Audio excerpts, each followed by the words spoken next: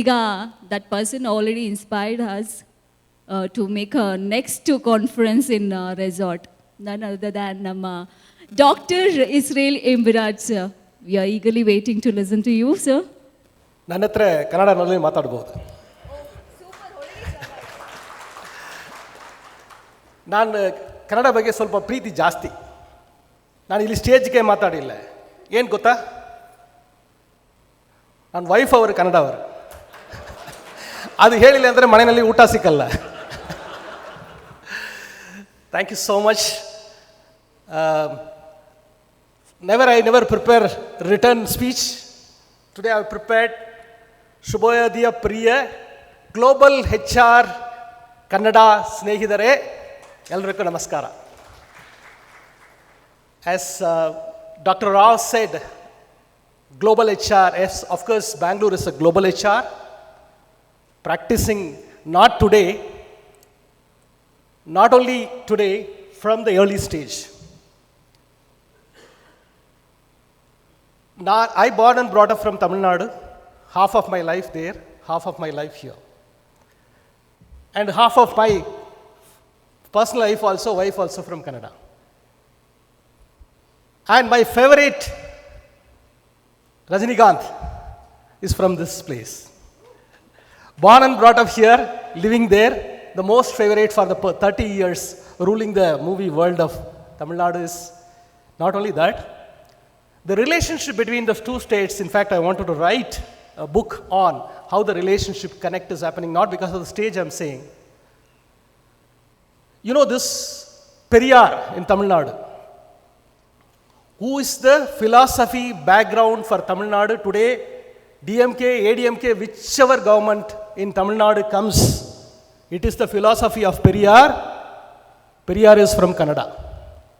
He's a Kannadiga. All governments in Tamil Nadu for the past 50 years following the philosophy. It's not about God, rational.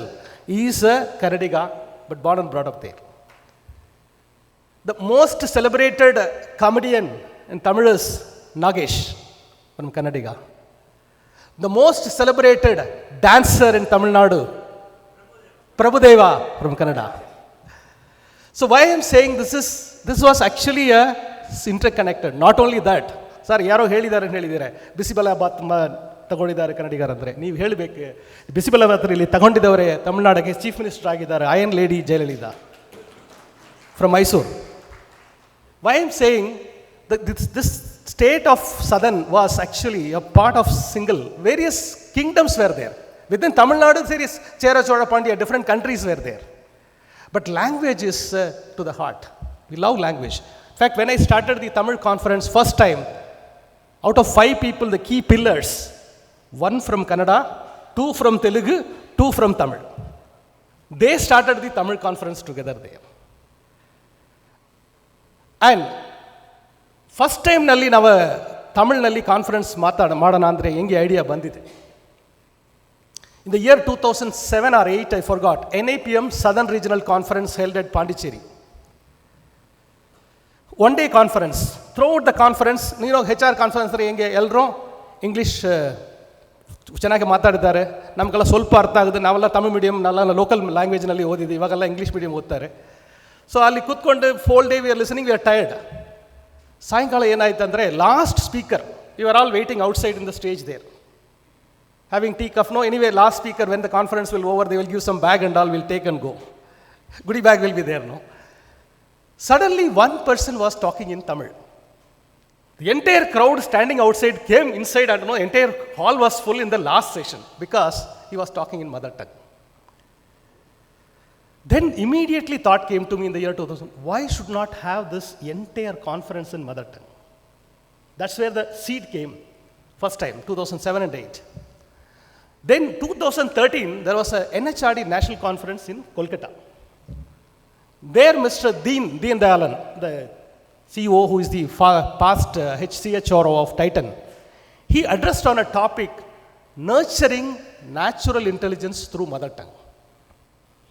He gave a wonderful insights, what mother tongue does in your thought process and creativity. Why European countries, Nobody speaks English except few countries like UK. French, they don't like English talking. Because my son went there, he couldn't learn Hindi, he studied and came back to India again. Sorry, French. Every country, German, their own language. It creates creativity. People think English is not there. No word, no, English is required. It is a building bridge. And I heard that nurturing natural intelligence, the role of mother tongue is so great. That's where they reaffirmed, why shouldn't we conduct the conference, HR conference in our mother tongue? Second thought. Then came and spoke to the people. They liked it. Yes, we'll do it. We started initiating, started circulating posters, organizing everything. First time in India, HR conference in mother tongue. I was the president of the Hosur chapter that time. Got a mail from NHRD headquarters. You should not do the HR conference in local languages, which will make people to get diverted. Because professional conference should be only in English. Return email is there. I have written, it is not about making some differentiation or diversion. It is, we are celebrating our profession in my mother tongue. What is wrong in that? Then we have returned after a lot of opposition. There was one person who works as HR in Bangalore from Hosur. He also returned mail, NHRD Hosur should not do this. Then, second conference, we called that person to come and speak in front of us. Why the HR conference in Tamil? In the Tamil conference, he spoke in English. Then everybody, we had a debate in Tamil, whether some people were talking, conference should not happen in mother tongue, other side is talking, conference should happen in mother tongue. So that was a debate. So entire dynamics of conferences changed. It's not about talking and all. We have debates, like in Tamil they call Pattimandram. Here what they call, I don't know. In Kannada, what is Pattimandram? Anybody knowing both the languages will know. So two different parties will talk against one topic, debate kind of a session. Then, Kavida Rangam, poets. On HR topics, people will speak in Kannada or Tamil, they speak on the poems. So that is another event. So wonderful celebration first year, then people really appreciated this should continue. The uniqueness of the conference of the mother tonguers.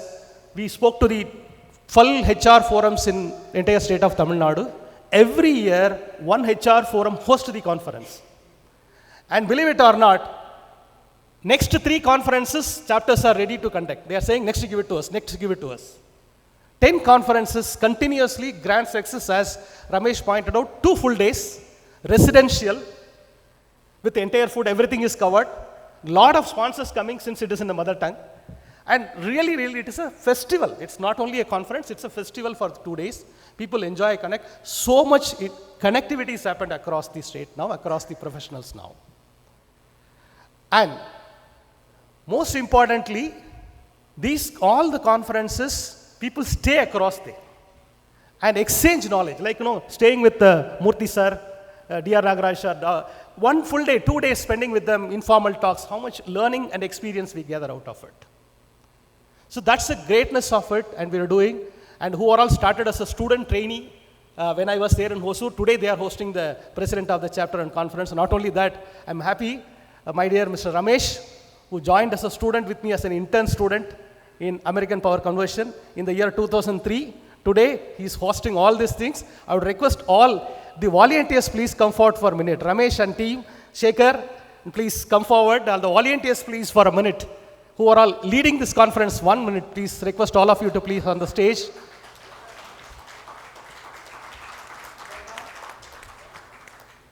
Though it is started from different state, different places, and taking this idea forward and running for the past 9 years successfully, driving this so much effort. I know the pain of conducting a conference, 10 conferences, even national conferences conducted. Thank you so much. Let's give them a big hand for doing this wonderful work. Thank you. Thank you so much. Please continue. Several conferences, you should keep continuing like this. Develop language ability of our HR profession, ability should come in local language also.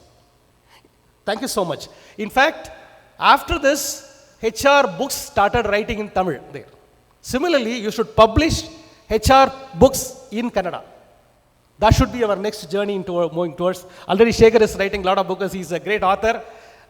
Thank you. Our Vittal Rao sir always my guru, S N Govinda sir, all ದೊಡ್ಡವರೆಲ್ಲ ಬಂದಿದ್ದಾರೆ. Thank you so much. And sir, as you rightly said, sharing knowledge. We started the journey of sharing knowledge. Vital Rao sir joined and formed a 6 months integrated certified labor law course. Inaugural speech was given by Murthy sir. And 3 batches we have trained in Bangalore, set of people. And none of us, both of us didn't take even a single rupee. Even I am working full time, but sir is a consultant, he also didn't take 1 rupee. That age, that experience, he came and conducted 12 days in a 6 months span of time. Certified labor law course he conducted. It's very successful. In my entire career, I don't take money for any of these programs. Close to 10,000 people, HR professional, including Assistant Commissioner of Labours, Enforcement Officer PF. I've trained them in Gujarat National Law University. And also IMA planning, they have actually spoken per Professor Ernest. We are going to have a certification program on new labor course through IAM now. So all this work we'll do, sir, as per your advice, because you are guru for us. The HR concept is coming from us. Though I have created the HR conference in mother tongue, the pride goes to him because of the NHRD, because of the guru that this thought has come in place. So once again, I thank you all for this wonderful work we are doing. Keep continuing to celebrate. Kannada our ಎಲ್ಲರಿಗೂ ನಮಸ್ಕಾರ. ಒಳ್ಳೆ ಕೆಲಸ ಮಾಡೋಣ. ಇಲ್ಲಿಂದ global HR leaders ಬರಬೇಕು. ನಾವೆಲ್ಲ ಜೊತೆಗೆ ಮಾಡೋಣ. Will do a great job. Thank you once again for all. Ramesh, wishing you all the best. Thank you so much. ನಮಸ್ಕಾರ. Thank you. ಧನ್ಯವಾದಗಳು ನಮ್ಮ ಡಾಕ್ಟರ್ ಇಸ್ರೇಲ್ ಇಂಬರಾಜ್ ಸರ್ ಅವ್ರಿಗೆ. ಭಾಷೆ ಬೇರೆ ಆದರೂ ಭಾತೃತ್ವ ಭಾವನೆ ಕೆಲಸ ಒಂದೇ ಅನ್ನೋ ನಿಟ್ಟಿನಲ್ಲಿ ನಮಗೆ ಸಹಕಾರ ಪ್ರೋತ್ಸಾಹ ಕೊಡ್ತಾ ಇದ್ದೀರಾ. ನೀವು ಹೇಳ್ದಂಗೆ ಅವರವರ ಮಾತೃಭಾಷೆಯಲ್ಲಿ ವೃತ್ತಿಪರ ಕಾರ್ಯನಿರತರ ಈ ಒಂದು ಮಾನವ ಸಂಪನ್ಮೂಲ ಸಮ್ಮೇಳನ ನಡೆದಾಗ ಅದರ ಮೌಲ್ಯ ಇನ್ನೂ ಹೆಚ್ಚಾಗತ್ತೆ ಅಂತ ಹೇಳಿದ್ರಿ. ಆದಷ್ಟು ಬೇಗ ಎಲ್ಲ ಭಾಷೆಗಳಲ್ಲೂ ಈ ಒಂದು ಸಮ್ಮೇಳನ ಆಗುವಂತಾಗಲಿ ಅಂತ ನಾವು ಕೂಡ ಆಶಿಸ್ತೀವಿ. ಧನ್ಯವಾದಗಳು ಸರ್. ತಪ್ಪು ಮಾಡದವ್ರು ಯಾರವ್ರೇ, ತಪ್ಪೇ ಮಾಡದವ್ರು ಎಲ್ಲವ್ರೇ ಅಲ್ವಾ? ಎಲ್ಲರಲ್ಲೂ ಅಪ್ಪಿ ತಪ್ಪಾಗತ್ತೆ. ಆ ತಪ್ಪನ್ನು ತಿದ್ಕೊಳ್ಳೋಕ್ಕೆ ನಮಗೊಂದು ವೇದಿಕೆ ಬೇಕು. ನಮ್ಮಲ್ಲಿ ಏನು ಸರಿ ಇದೆ, ಏನು ತಪ್ಪಾಗಿದೆ ಅದನ್ನು ತಿಳ್ಕೊಳ್ಳೋದಕ್ಕೆ. ಸೊ ಈ ವಿಚಾರವಾಗಿ ನಮ್ಮನ್ನು ಒಂದು ಪರಿಪಕ್ವತೆಯ ಹಾದಿಯಲ್ಲಿ, ಪರಿಪೂರ್ಣತೆಯ ಹಾದಿಯಲ್ಲಿ ಸಾಗಿಸೋಕೆ ಮಾರ್ಗದರ್ಶಕರಾಗಿ ನಮ್ಮ ಡಾಕ್ಟರ್ ನಾಗರಾಜ್ ಸರ್ ಇದ್ದಾರೆ. DR ನಾಗರಾಜ್ ಸರ್, ದಯವಿಟ್ಟು ಒಂದಿಷ್ಟು ಮಾತುಗಳನ್ನು ನಮ್ಮೊಟ್ಟಿಗೆ ಹಂಚಿಕೊಳ್ಬೇಕು ಅಂತ ಕೇಳ್ಕೊಳ್ತೀನಿ. ಬನ್ನಿ, ಜೋರಾದ ಚಪ್ಪಾಳೆ. ಬಹಳ ಆನಂದದ ದಿವಸ. 17ರಲ್ಲಿ ಶುರುವಾಗಿದ್ದು 25ರಲ್ಲಿ 9 ವರ್ಷ ಆಗಿದೆ. ಒಂದು ಮಗು ಬೆಳೀತಾ ಇದ್ದಾಗ 3 ವರ್ಷ, 4 ವರ್ಷ, 5 ವರ್ಷ ಆದಾಗ ಎಷ್ಟು ಆನಂದ ಆಗ್ತದೆ. ನಡೆಯೋಕ್ಕೆ ಶುರು ಮಾಡಿದಾಗ, ಮಾತಾಡೋಕ್ಕೆ ಶುರು ಮಾಡಿದಾಗ, ಅದೇ ಊಟ ಮಾಡ್ತೀನಿ ಅಂತ ಶುರು ಮಾಡಿದಾಗ ಎಷ್ಟು ಸಂತೋಷ ಆಗ್ತದೆ. ಅಷ್ಟೇ ಹೆಮ್ಮೆ ಈ ನಮ್ಮ ಕನ್ನಡ HR ಸಮ್ಮೇಳನಕ್ಕೆ. ಏನು ಆಶ್ಚರ್ಯ ಅಂದರೆ ಮುಂದಿನ ವರ್ಷ 10 ವರ್ಷ ಆಗ್ತಾ ಇದೆಯಲ್ಲ ಅಂತ ಎಷ್ಟು ಬೇಗ ಆಗೋಯ್ತಪ್ಪ ಅನಿಸುತ್ತೆ. ಸಮ್ಮೇಳನ ನಡೆಸೋ ಸುಲಭ ಅಲ್ಲ. ಒಂದು ಮಗುವನ್ನ ಹುಟ್ಟುಹಬ್ಬ ಮಾಡಬೇಕಾದ್ರೆ 1ನೇ ವರ್ಷ, 2ನೇ ವರ್ಷ, 3ನೇ ವರ್ಷ ಭಾಳ ಗ್ರ್ಯಾಂಡಾಗಿ ಮಾಡಿಬಿಡ್ತೀವಿ. ಪಕ್ಕದ ಮನೆಯವ್ರನ್ನ ಕರಿ, ಮೇಲ್ಗಡೆ ಮನೆಯವ್ರನ್ನ ಕರಿ, ಅವ್ರ ಫ್ರೆಂಡ್ಸನ್ನು ಕರಿ, ಇವ್ರ ಫ್ರೆಂಡ್ಸ್. 4ನೇ ವರ್ಷ ಬಂದಾಗಲೇ ಮುಂದಿನ ವರ್ಷ ಮಾಡೋಣ ಬಿಡ, ಈ ವರ್ಷ ಬೇಡ ಅಲ್ಲ. 5 ವರ್ಷ ಬಂದಾಗ 5 ವರ್ಷ ಚೆನ್ನಾಗಿ ಮಾಡೋಣ ಅನಿಸುತ್ತೆ. 6, 7, 8 ಎಲ್ಲ ಏನು, ನೋಬಡಿ ಪರ್ಫಾರ್ಮ್ಸ್. ವೆರಿ ರೇರ್ಲಿ ಮನೆಯಲ್ಲೇ ದೇವರ ಪೂಜೆ ಮಾಡಿಬಿಡೋಣ. 9 ವರ್ಷ ಸತತವಾಗಿ ಸಮ್ಮೇಳನ ನಡಿಬೇಕಾದ್ರೆ ಸುಲಭ ಅಲ್ಲ. ರಮೇಶು ಇವರೆಲ್ಲ ಫ್ರೆಂಡ್ಸು ನಮ್ಮ ಈ ಸೋಷಿಯಲ್ ವರ್ಕ್ ಒಂದು ಪುಸ್ತಕ ರಿಲೀಸ್ ಮಾಡಬೇಕಾದಾಗ 1916ರಲ್ಲಿ 17ರಲ್ಲಿ JSS ಆಡಿಟೋರಿಯಂ ನಡೆದಾಗ ರಮೇಶು ನಾವೆಲ್ಲ ಕೂತ್ಕೊಂಡು ಮಾತಾಡ್ತಾಯಿದ್ವಿ. ನಾನು ಹೇಳಿದೆ, ಈ ಇನ್ಬರಾಜು, ವಣಕ್ಕಂ ಇನ್ಬರಾಜ್, ವಣಕ್ಕಂ, ನಮಗೆ ತಮಿಳು ಕೂಡ ಬರ್ತದೆ. ಇವರು ಹೊಸೂರಿನಲ್ಲಿ ತಮಿಳಿನಲ್ಲಿ HR ಕಾನ್ಫರೆನ್ಸ್ ಮಾಡ್ತಾಯಿದ್ದಾರೆ. ನಮ್ಮ ಹುಡುಗರು ಎಷ್ಟೋ ಜನ ರೂರಲ್ ಬ್ಯಾಕ್ಗ್ರೌಂಡಿಂದ ಬಂದಿರೋರು. ಅವ್ರ ಕನ್ನಡ ಭಾಷೆನೇ ಭಾಳ ಮುಖ್ಯ. ನಾವು ಕನ್ನಡದಲ್ಲಿ ಯಾಕೆ ಒಂದು ಕಾನ್ಫರೆನ್ಸ್ ಮಾಡಬಾರ್ದು ರಮೇಶ್ ಅಂತ ರಮೇಶ್ ಕಿವಿಲಿ ಹಾಕಿದೆ. ಆಮೇಲೆ ಒಂದು ದಿವಸ ಮೀಟ್ ಮಾಡೋಣ ಸರ್ ಅಂತಂದರು. ಒಂದು 7-8 ಜನ ನಾವೆಲ್ಲ ಸೇರಿಕೊಂಡು ಕೂತ್ಕೊಂಡು ಹೋಟ್ಲಲ್ಲಿ ಕೂತ್ಕೊಂಡು ಮಾತಾಡಿ ಅದಕ್ಕೊಂದು ರೂಪುರೇಷೆ ಎಲ್ಲ ಕೊಟ್ವಿ. ಅವಾಗ 2-3 ವಿಷಯ ತೀರ್ಮಾನ ಮಾಡಿದ್ವಿ. ಒಂದು, ಕನ್ನಡದಲ್ಲಿ ಯಾರು ಈ ವೃತ್ತಿಯಲ್ಲಿ ಮುಂದೆ ಬಂದಿದ್ದಾರೋ ಅವ್ರಿಗೆಲ್ಲ ಸನ್ಮಾನ ಮಾಡಬೇಕು. ನಾವು ಮಾಡದೇ ಇದೆ ಇನ್ಯಾರು ಮಾಡ್ತಾರೆ. ಮತ್ತು ಎರಡನೇದಾಗಿ ಅಟ್ಲೀಸ್ಟ್ 1-2 ಕನ್ನಡದಲ್ಲಿ ಪುಸ್ತಕಗಳನ್ನು ಆವಾಗ ನಾವು ರಿಲೀಸ್ ಮಾಡಬೇಕು. ಮತ್ತು ಉತ್ತಮವಾದ ಭಾಷಣಕಾರನ ಕರೆದು ನಮ್ಮ ಹುಡುಗರಿಗೆ ಈಗ ಮಾನವ ಸಂಪನ್ಮೂಲದಲ್ಲಿ ಏನೇನು ಅಭಿವೃದ್ಧಿಗಳಾಗಿದೆ ಅದನ್ನೆಲ್ಲ ತಿಳಿಸೋಣ ಅಂಥೇಳಿ ರಮೇಶು ಮತ್ತು ಅವ್ರ ಸ್ನೇಹಿತರು ಭಾಳ ಉತ್ಸಾಹದಿಂದ ಮಾಡೋಣ ಸರ್ ಅಂಥೇಳಿ. ಆವಾಗ ದುಡ್ಡು ಬಹಳ ಕಷ್ಟ ಆಗ್ತಾಯಿತ್ತು, ಸುಲಭ ಅಲ್ಲ. ಒಂದು ಕಾನ್ಫರೆನ್ಸ್ ಮಾಡಬೇಕಾದ್ರೆ ಆಗಿನ ಕಾಲಕ್ಕೆ, I am talking of 1917, you required about 10 to 15 lakhs. It was not easy. ಎಷ್ಟೋ ಸಲ ಅವ್ರ ಕೈನಿಂದ ದುಡ್ಡು ಹಾಕಿ ಮಾಡಿದ್ದಾರೆ ಆಗ 2-3 ವರ್ಷ. ಈಗ ಅವ್ರು ಹೇಳ್ದಂಗೆ ಜನಗಳು ಅವರೇ ಬಂದು ಉತ್ಸಾಹ ಕೊಡ್ತಾಯಿದ್ದಾರೆ, ಪ್ರೋತ್ಸಾಹ ಕೊಡ್ತಾಯಿದ್ದಾರೆ. ಭಾಳ ಸಂತೋಷದ ಸಂಗತಿ ಇದು. ಮುಂದಿನ ದಿನಗಳಲ್ಲಿ ಹೀಗೆ ಮಾಡ್ಕೊಂಡು ಹೋಗಬೇಕು. ಮುಂದಿನ ವರ್ಷ ಅತ್ಯಂತ ಆನಂದದ ಸಂತೋಷದ ದಿನ, ಯಾಕೆಂದರೆ 10 ವರ್ಷ ಮಾಡ್ತಾಯಿದ್ದೀವಿ. I hope I will be alive at that time. I will be completing 60 years in HR profession. I joined 66ರಲ್ಲಿ ಜಾನ್ವರಿನಲ್ಲಿ ನಾನು ಮೈಕೋ ಸೇರಿದ್ದು HR ಪ್ರೊಫೆಷನ್ನು. ಸೊ 26ಗೆ 60 ವರ್ಷ ಆಗುತ್ತೆ. ತುಂಬ ಹೆಮ್ಮೆಯಿಂದ ಆ ಕಾರ್ಯಕ್ರಮದಲ್ಲಿ ಭಾಗವಹಿಸಬೇಕು ಅಂತ ಆಸೆ. ಎಷ್ಟು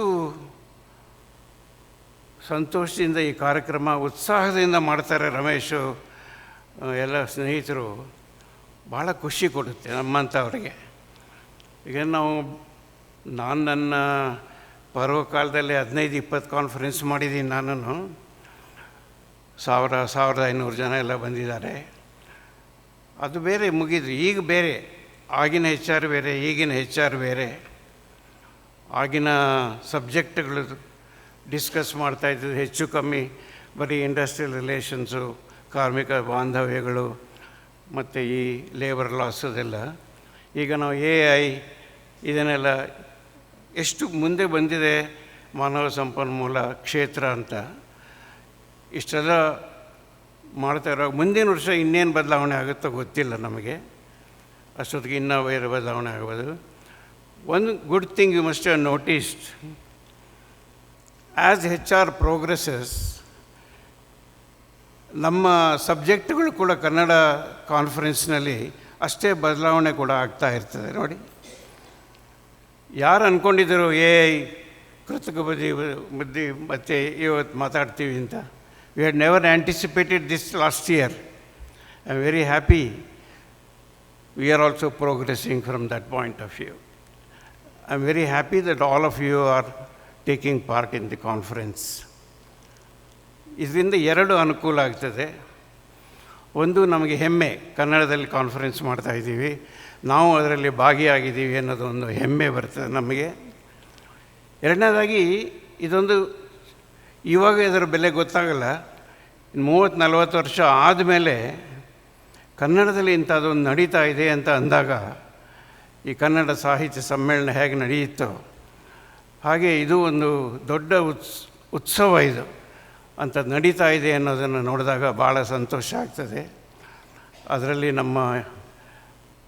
ನಾವು ಮುಂಚೆ ಎಲ್ಲ ಕನ್ನಡಕ್ಕೆ ಒಬ್ಬನೇ ಕೈಲಾಸಂ ಅಂತ ಇದ್ವಿ, ಕನ್ನಡ ಕವಿಗಳಲ್ಲಿ ಒಬ್ಬರೇ ಕುವೆಂಪು ಅಂತ ಇದ್ವಿ.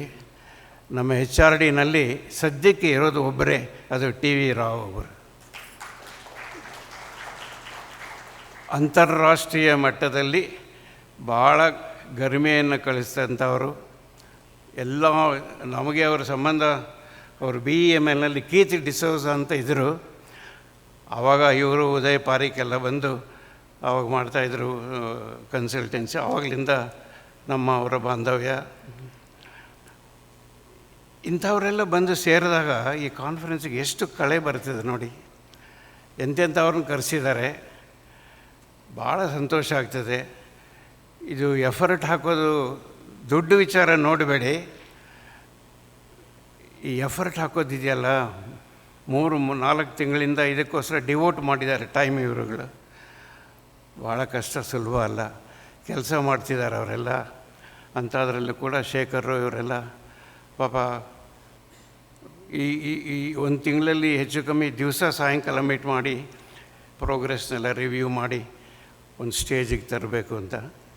ಭಾಳ ಸಂತೋಷ. ರಮೇಶ್, ಶೇಖರ್, ಜಯರಾಮ್, ನಿಮಗೆಲ್ಲ ದೇವರು ಒಳ್ಳೇದು ಮಾಡಲಿ. ಮುಂದಿನ ವರ್ಷ ಇನ್ನೂ ಎಷ್ಟು ಉತ್ಸಾಹದಿಂದ ಈ ಕಾನ್ಫರೆನ್ಸನ್ನು ಮಾಡೋಣ. ದೇವರ ಕೃಪೆ ನಿಮ್ಮೆಲ್ಲರ ಮೇಲೆ ಇರಲಿ. ಭಾಳ ಸಂತೋಷ. ನಮಸ್ಕಾರ. ಧನ್ಯವಾದಗಳು ಸರ್.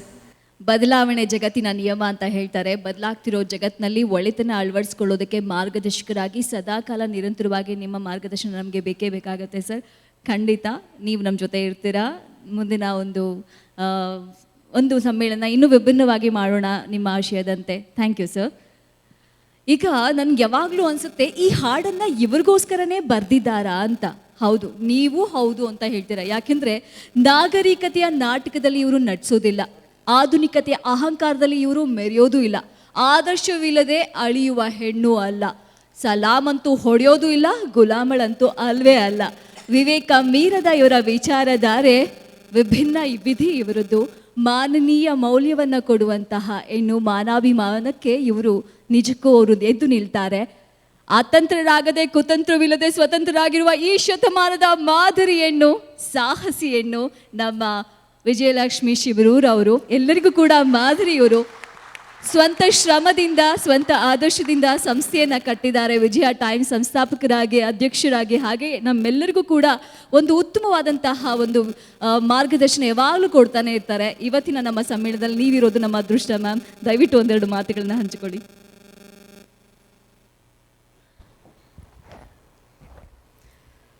ಎಲ್ರಿಗೂ ನಮಸ್ಕಾರ.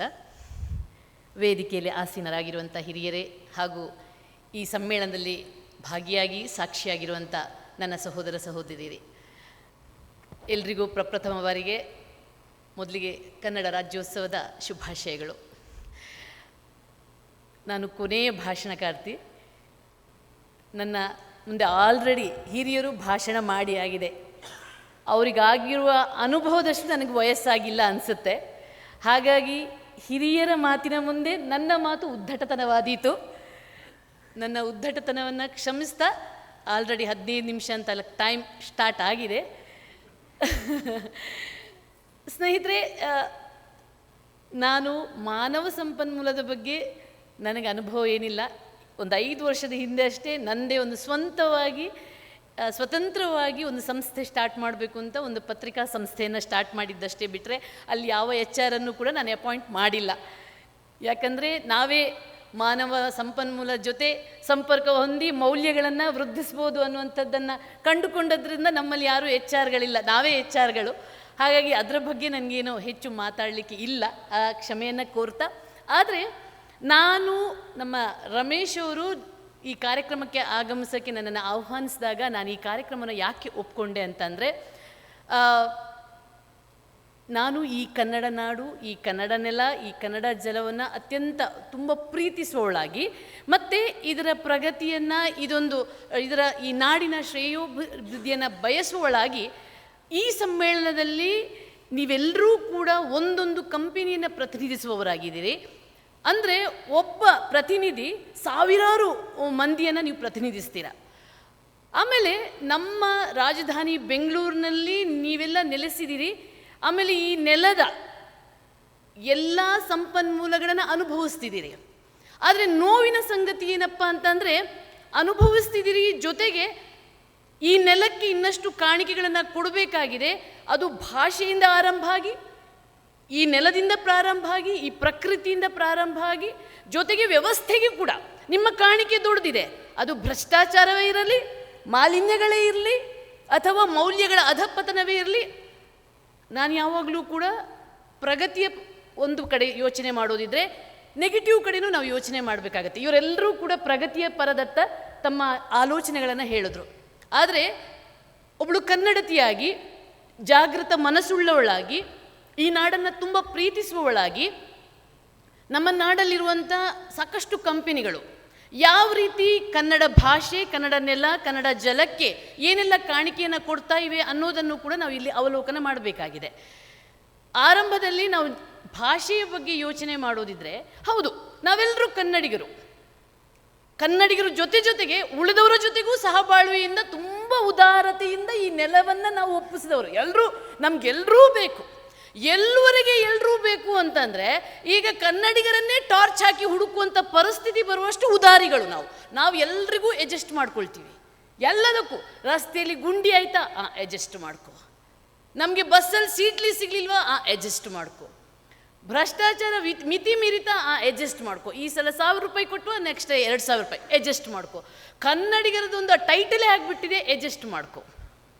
ಈ ರೀತಿ ಅಡ್ಜಸ್ಟ್ ಮಾಡಿಕೊಂಡು ನಾಳೆ ನಮಗೆ ಕನ್ನಡಿಗರಿಗೆ ಇಲ್ಲಿ ಜಾಗ ಇಲ್ಲದ ಹಾಗೆ ಆಗಬಹುದು ಅನ್ನುವಂಥ ಆತಂಕ ನಮಗೆ ಪ್ರಾರಂಭ ಆಗಿಬಿಟ್ಟಿದೆ. ಅದು ಭಾಷೆ ಕೂಡ ನೋಡಿ, ಮೊದಲಿಗೆ ನಮ್ಮ ಪ್ರಗತಿಯ ಪಥದಲ್ಲಿ ಸಾಗುವಾಗ ಈ ಮಾತೃಭಾಷೆ ಅನ್ನುವಂಥದ್ದು ತುಂಬ ಇಂಪಾರ್ಟೆಂಟ್ ಆಗುತ್ತೆ. ಮಾತೃಭಾಷೆ ಯಾಕೆ ಮಾತೃಭಾಷೆ ಅಂತೀವಿ, ಯಾಕೆ ಪಿತೃಭಾಷೆ ಅನ್ನಲ್ಲ? ಮಾತೃ ಅನ್ನುವಂಥ ಪದದಲ್ಲೇ ಆ ಆತ್ಮೀಯತೆ ಇರುತ್ತೆ, ಆ ಮಮಕಾರ ಇರುತ್ತೆ, ಆ ಪ್ರೀತಿ ಇರುತ್ತೆ. ಆ ಪ್ರೀತಿಯಿಂದ ನಾವು ಮಾತಾಡ್ತೀವಿ.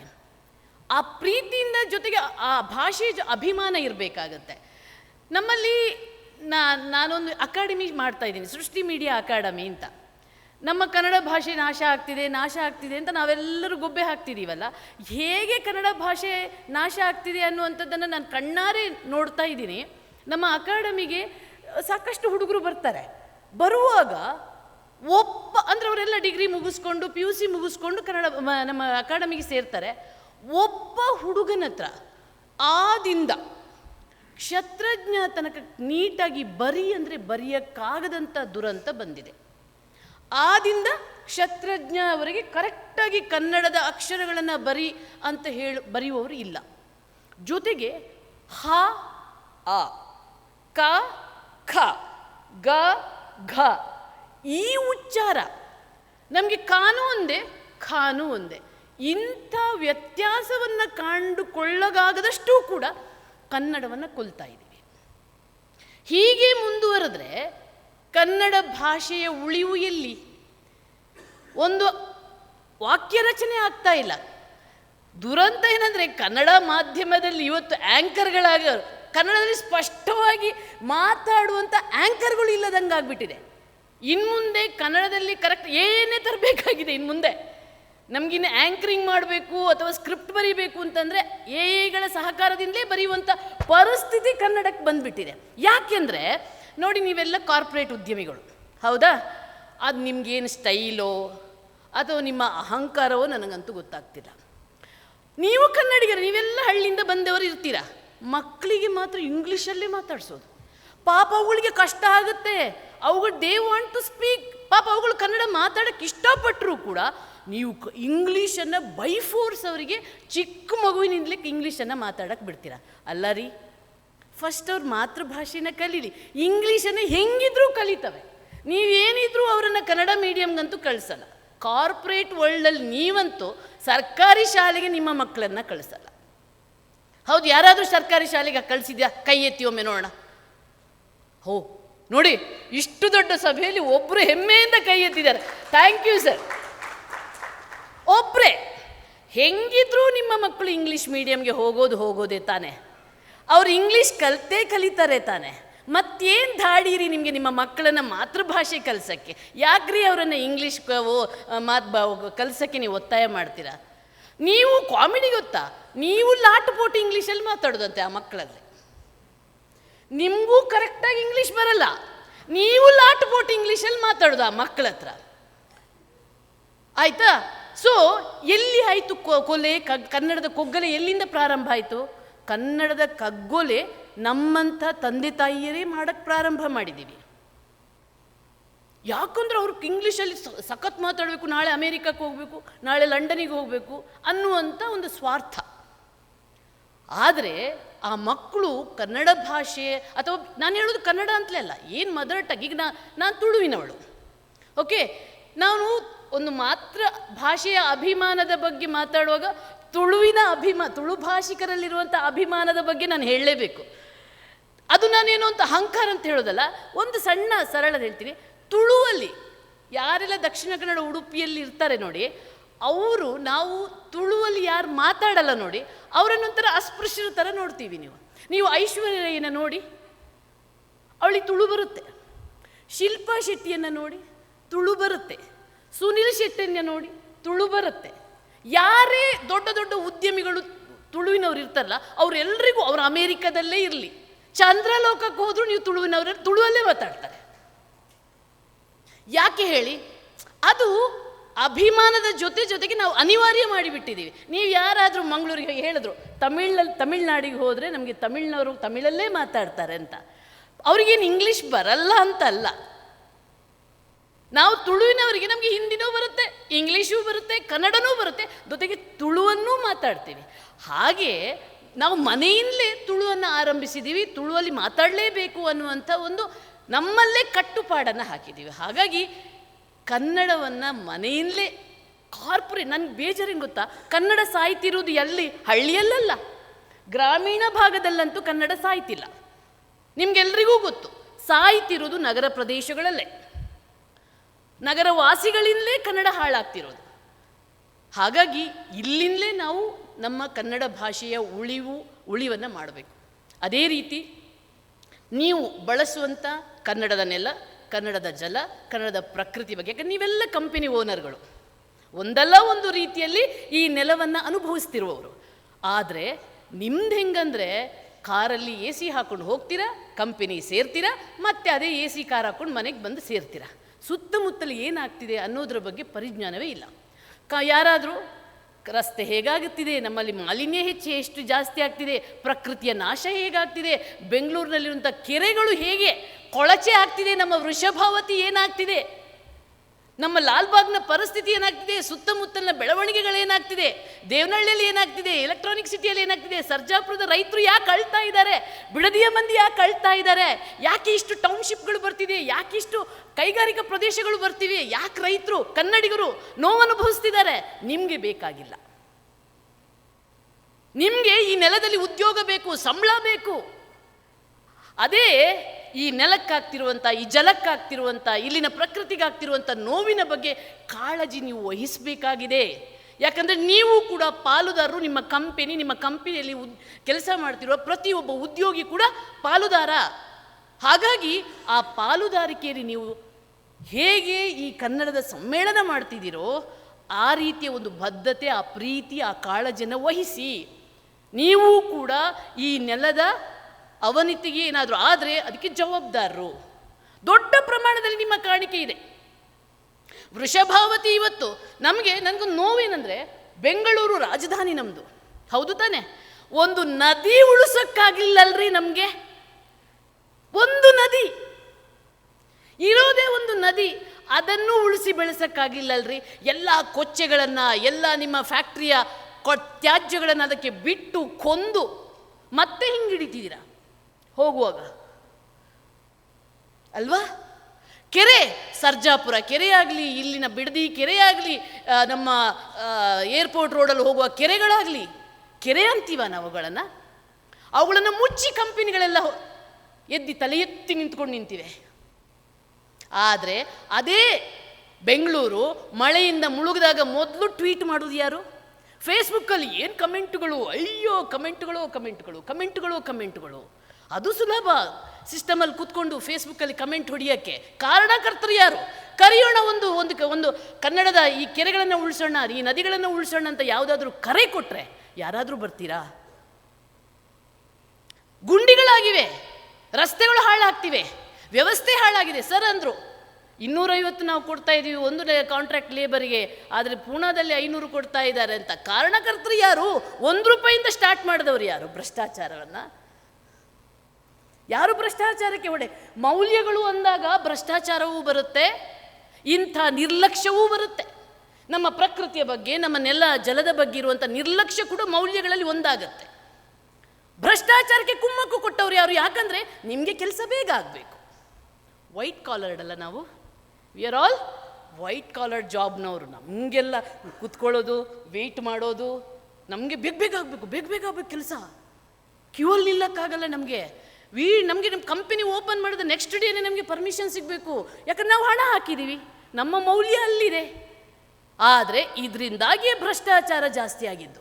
ಇದರಿಂದಾಗಿ ಅಧಿಕಾರಿಗಳಿಗೆ, ಸರ್ಕಾರಿ ಅಧಿಕಾರಿಗಳಿಗೆ ಇವತ್ತು ಇಷ್ಟೊಂದು ಅಹಂಕಾರದಿಂದ ಮೆರೆಯೋಕ್ಕೆ ಫೀಸ್ ಅಂತ ಹೇಳೋಕ್ಕೆ, ಭ್ರಷ್ಟಾಚಾರದ ಕೊಳಕು ಹಣವನ್ನು ಶುಲ್ಕ ಅಂತ ಹೇಳೋಕ್ಕೆ ಧೈರ್ಯ ಬಂದಿದ್ದು, ಧಾಷ್ಟ್ಯ ಬಂದಿದ್ದೇ ಇದರಿಂದಾಗಿ, ನಿಮ್ಮ ನಿರ್ಲಕ್ಷ್ಯದಿಂದಾಗಿ. ಈ ಭ್ರಷ್ಟಾಚಾರ ಇವತ್ತು 250 ರೂಪಾಯಿ ಇದೆ 2025ಗೆ.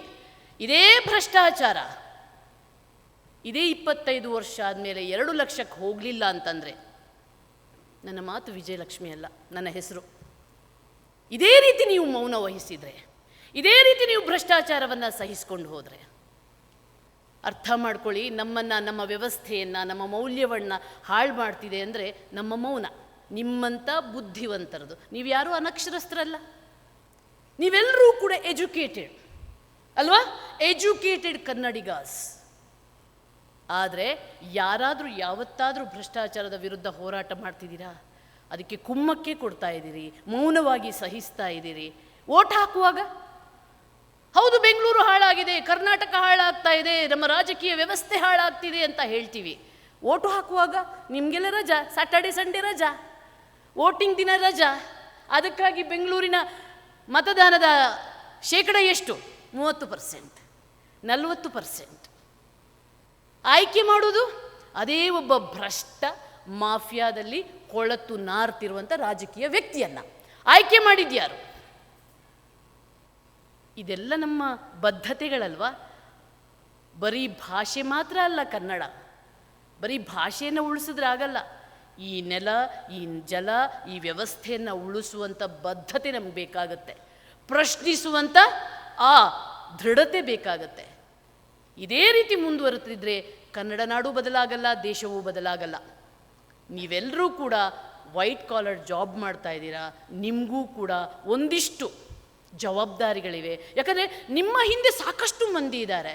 ದಯವಿಟ್ಟು ಈ ನಿಟ್ಟಿನಲ್ಲಿ ಯೋಚನೆ ಮಾಡೋಕ್ಕೆ ಎಲ್ಲರನ್ನೂ ಕೂಡ ಪ್ರೋತ್ಸಾಹಿಸಿ. ಯಾಕಂದರೆ ಇವತ್ತು ಒಂದು 300-200 ಜನ ಕಾಣ್ತಿದ್ದೀರಷ್ಟೇ, ನಿಮ್ಮ ಹಿಂದೆ ದೊಡ್ಡ ಶಕ್ತಿ ಇದೆ. ನಿಮ್ಮ ಹತ್ರ ಖಂಡಿತವಾಗ್ಲೂ ಕೂಡ ನೀವು ಮನಸ್ಸು ಮಾಡಿದ್ರೆ ಈ ಕನ್ನಡ ನಾಡು, ಈ ಭಾಷೆ, ಈ ನೆಲವನ್ನು ಉಳಿಸುವಂಥ ಎಲ್ಲ ಶಕ್ತಿ ಇದೆ. ಬದಲಾವಣೆ ಮಾಡುವ ಆ ಒಂದು ಸಾಮರ್ಥ್ಯನಿಗಿದೆ. ಯಾಕಂದರೆ ನಿಮ್ಮ ಹತ್ರ ಆರ್ಥಿಕ ಶಕ್ತಿಯೂ ಇದೆ.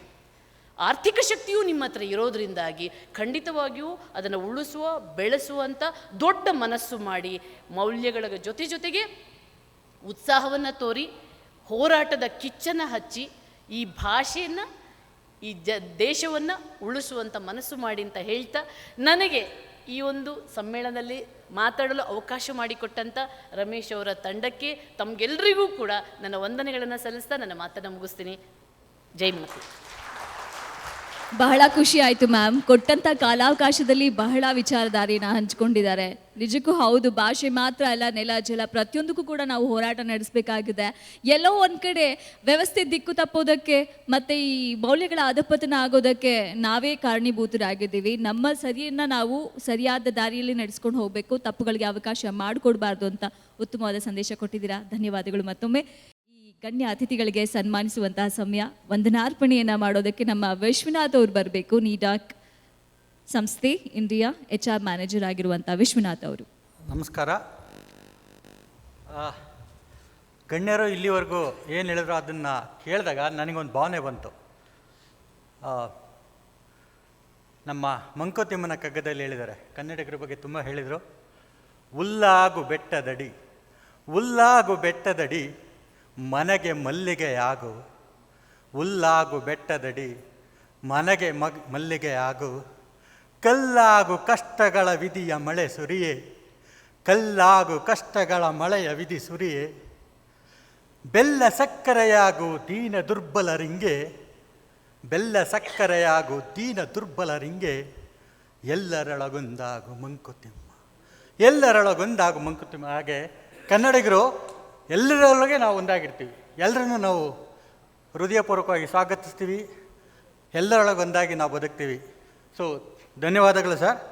ಈ ಒಂದು 9ನೇ ರಾಜ್ಯ ಮಟ್ಟದ ಮಾನವ ಸಂಪನ್ಮೂಲ ವೃತ್ತಿನಿರತ ಕನ್ನಡ ಸಮ್ಮೇಳನಕ್ಕೆ ತಾವು ತಮ್ಮ ದೈನಂದಿನ ಕಾರ್ಯಚಟುವಟಿಕೆ ಬ್ಯುಸಿ ಶೆಡ್ಯೂಲ್ಸ್ನಲ್ಲಿ ಈ ಒಂದು ಕಾರ್ಯಕ್ರಮಕ್ಕೆ ನಾವು ಕರೆದಾಗ ನಮ್ಮ ಆತ್ಮೀಯ ಆಮಂತ್ರಣಕ್ಕೆ ಹೋಗೊಟ್ಟು ಈ ಕಾರ್ಯಕ್ರಮಕ್ಕೆ ಆಗಮಿಸಿ ಈ ಉದ್ಘಾಟನಾ ಸಮಾರಂಭವನ್ನು ಅಚ್ಚುಕಟ್ಟಾಗಿ ನಡೆಸಿದಂಥ ತಮಗೆಲ್ಲ ಹೃದಯಪೂರ್ವಕ ವಂದನೆಗಳು. ಈ ಕಾರ್ಯಕ್ರಮದಲ್ಲಿ ಆಗಮಿಸತಕ್ಕಂಥ ಶ್ರೀ ಟಿ ವಿ ರಾವ್ರವರು, ಶ್ರೀಯುತ ಎಸ್.ಎನ್. ಮೂರ್ತಿ ಸರ್, ಡಿ.ಆರ್. ನಾಗರಾಜ್ರವರು, ಇಸ್ರೇಲ್ ಇಮ್ರಾಜ್ರವರು ಹಾಗೂ ಶ್ರೀಮತಿ ವಿಜಯಲಕ್ಷ್ಮಿ ಶಿಬರೂರವರಿಗೆ ಅವರು ತಮ್ಮ ವಿಚಾರಧಾರೆಯನ್ನು ನಮ್ಮಲ್ಲಿ ಹಂಚಿಕೊಂಡಿದ್ದಕ್ಕೆ ಹೃತ್ಪೂರ್ವಕ ಧನ್ಯವಾದಗಳನ್ನು ಅರ್ಪಿಸ್ತೇನೆ. ಶ್ರೀಯುತರಿಗೆ ಈ ಒಂದು ಕಿರು ಕಾಣಿಕೆಯನ್ನು ಕೊಡಲಿಕ್ಕೆ ನಾನು ವೇದಿಕೆ ಮೇಲೆ ಗೋಪಿನಾಥ್ ಸರ್, ವಿಠಲ್ ರಾವ್, ರೂಪಾ ಮತ್ತು ರಮೇಶ್ರವರು ದಯವಿಟ್ಟು ಬರಬೇಕಂತ ಕೇಳ್ಕೊಳ್ತೇನೆ. ಒಂದು ಸಣ್ಣ ಸನ್ಮಾನ ಇದೆ, ಈ ಒಂದು ಸನ್ಮಾನ ನಡೆಸ್ಕೊಡ್ಬೇಕಂತ ಕೇಳ್ಕೊಳ್ತೀನಿ.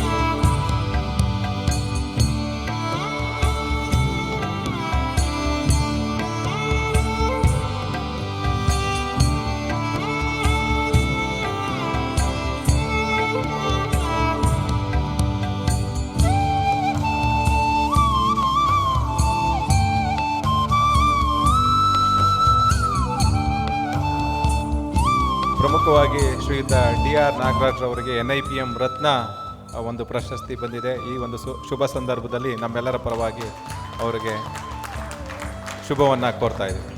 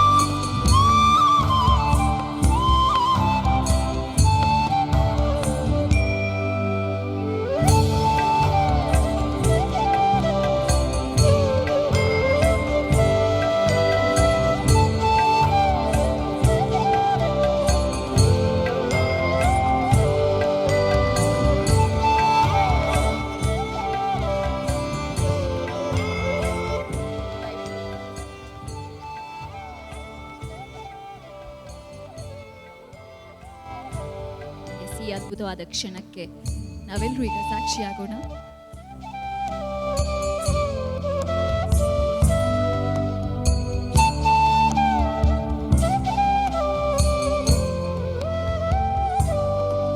ಮತ್ತೊಮ್ಮೆ ಎಲ್ಲ ಗಣ್ಯ ಅತಿಥಿಗಳಿಗೆ ಅವರಿಗೆ ತುಂಬು ಹೃದಯದ ಧನ್ಯವಾದಗಳು. ತಮ್ಮ ಸಮಯವನ್ನು ನಮಗೆ ಕೊಟ್ಟು ಅದ್ಭುತವಾದಂತಹ ವಿಚಾರಗಳನ್ನು ನಮ್ಮೊಟ್ಟಿಗೆ ಹಂಚಿಕೊಂಡದಕ್ಕೆ. ಇವತ್ತಿನ ನಮ್ಮ ವಿಚಾರದ ಬಗ್ಗೆ ಸಾಕಷ್ಟು ವಿಚಾರಗಳನ್ನ ತಿಳಿಸೋದಕ್ಕೆ ವೇದಿಕೆ ಮೇಲೆ ನಾನು ಬರ್ಮಾಡ್ಕೊಳ್ಳೋಕ್ಕೆ ಬಯಸ್ತೀನಿ. ಶ್ರೀಯುತ ಶ್ರೀ ಸತ್ಯಾನಂದ ಎಂ ಸರ್, ಕಾರ್ಯದರ್ಶಿ, all India trade union congress Karnataka. ದಯವಿಟ್ಟು ವೇದಿಕೆ ಮೇಲೆ ಬನ್ನಿ ಸರ್. ಜೋರಾದ ಚಪ್ಪಾಳೆ ಬರಲಿ ನಮ್ಮ ಸರ್ಗೆ. ಹಾಗೆ ಶ್ರೀಯುತ ಮ್ಯಾಕ್ಸಿ ಎಫ್ ಫರ್ನಾಂಡಿಸ್ ಅವರು, ಮುಖ್ಯಸ್ಥರು, ಮಾನವ ಸಂಪನ್ಮೂಲ ಮತ್ತು ಉಪಾಧ್ಯಕ್ಷರು, ಆಜಾಸ್ ಸ್ಟೀಲ್ ಪ್ರೈವೇಟ್ ಲಿಮಿಟೆಡ್. ಇವರಿಗೂ ಕೂಡ ಜೋರಾದ ಚಪ್ಪಾಳೆ ಬರಲಿ. ಹಾಗೆ ಶ್ರೀಯುತ ನಾಗಭೂಷಣ ಕೆ ಸರ್, ಮುಖ್ಯಸ್ಥರು, ಔದ್ಯೋಗಿಕ ಸಂಬಂಧಗಳು, ಲೀಗಲ್ ಮತ್ತು compliance, SEG automotive India private limited. ಬರಲಿ ಜೋರಾದ ಚಪ್ಪಾಳೆ. ಈಗ ನಾವು ನಮ್ಮ ಅತಿಥಿಗಳನ್ನು ಸ್ವಾಗತಿಸಬೇಕು. ಅವರ ಬಗ್ಗೆ ಒಂದು ಚಿಕ್ಕ ಪರಿಚಯನ ಮಾಡಿಕೊಡೋದಕ್ಕೆ ನಾನು ವೇದಿಕೆಗೆ ಬರ್ಮಾಡ್ಕೊಡ್ತೀನಿ. ಶ್ರೀಯುತ ದಿನೇಶ್ AU ಅವರು, ನಮ್ಮ ಅಧ್ಯಕ್ಷರು, NIPM ಕರ್ನಾಟಕ ಚಾಪ್ಟರ್. ದಿನೇಶ್ ಅವ್ರಿಗೆ ಬರಲಿ ಜೋರಾದ ಚಪ್ಪಾಳೆ. ಎಲ್ಲ ಸೇರಿದ ಸ್ನೇಹಿತರಿಗೆ ನಮಸ್ಕಾರಗಳು. ನಮ್ಮೆಲ್ಲ ಸಾಂಸ್ಥಿಕ ಅವಸರಗಳು, ವೃತ್ತಿಯ ಅಗತ್ಯತೆ, ಜಾಗತಿಕತೆ ಮತ್ತು ಪ್ರಾದೇಶಿಕತೆಯ ಅನಿವಾರ್ಯತೆಯಲ್ಲಿ ನಮ್ಮದಲ್ಲದೆಯೂ ನಮ್ಮದಾದ ಹಲವು ಭಾಷೆಗಳಲ್ಲೂ ವ್ಯವಹರಿಸುವ ಜಂಜಾಟದ ನಡುವೆಯೂ ನಮ್ಮ ಕನ್ನಡಕ್ಕಾಗಿ ಮೀಸಲಾದ ಈ ಸಮ್ಮೇಳನಕ್ಕೆ ಒಂದು ದಿನ ಮೀಸಲಿಟ್ಟು ಭಾಗವಹಿಸುತ್ತಿರುವ ಕನ್ನಡದ ಮನಸ್ಸುಗಳಿಗೆ ಮತ್ತೊಮ್ಮೆ ಸ್ವಾಗತ. ಸ್ನೇಹಿತರೆ, ಸಮ್ಮೇಳನದ ಈ ಮುಂದಿನ ವೈಚಾರಿಕ ಕೂಟದ ವಿಷಯವನ್ನು ನಿಮ್ಮ ಮುಂದಿಡುತ್ತಾ, ಈ ಅವಕಾಶಕ ಸಂಘಟಕರನ್ನು ವಂದಿಸುತ್ತಾ, ಕೂಟದ ತಜ್ಞ ಭಾಷಣಕಾರರನ್ನು ನಿಮ್ಮ ಮುಂದೆ ಪ್ರಸ್ತುತಪಡಿಸಲು ನಾನು ನಿಮ್ಮ ಮುಂದೆ ನಿಂತಿದ್ದೇನೆ. ಉತ್ತಮ ನಾಯಕತ್ವವು ಕೇವಲ ಪ್ರೌಢಿಮೆಯಲ್ಲದೆ ಸಹ ಮಾನವರಿಗಾಗಿ ಮಿಡಿಯುವ ಸೃಜನಶೀಲತೆ, ಸಹಯೋಗ ಮತ್ತು ನೈತಿಕತೆಗಳನ್ನು ಒಳಗೊಂಡಿರಬೇಕು.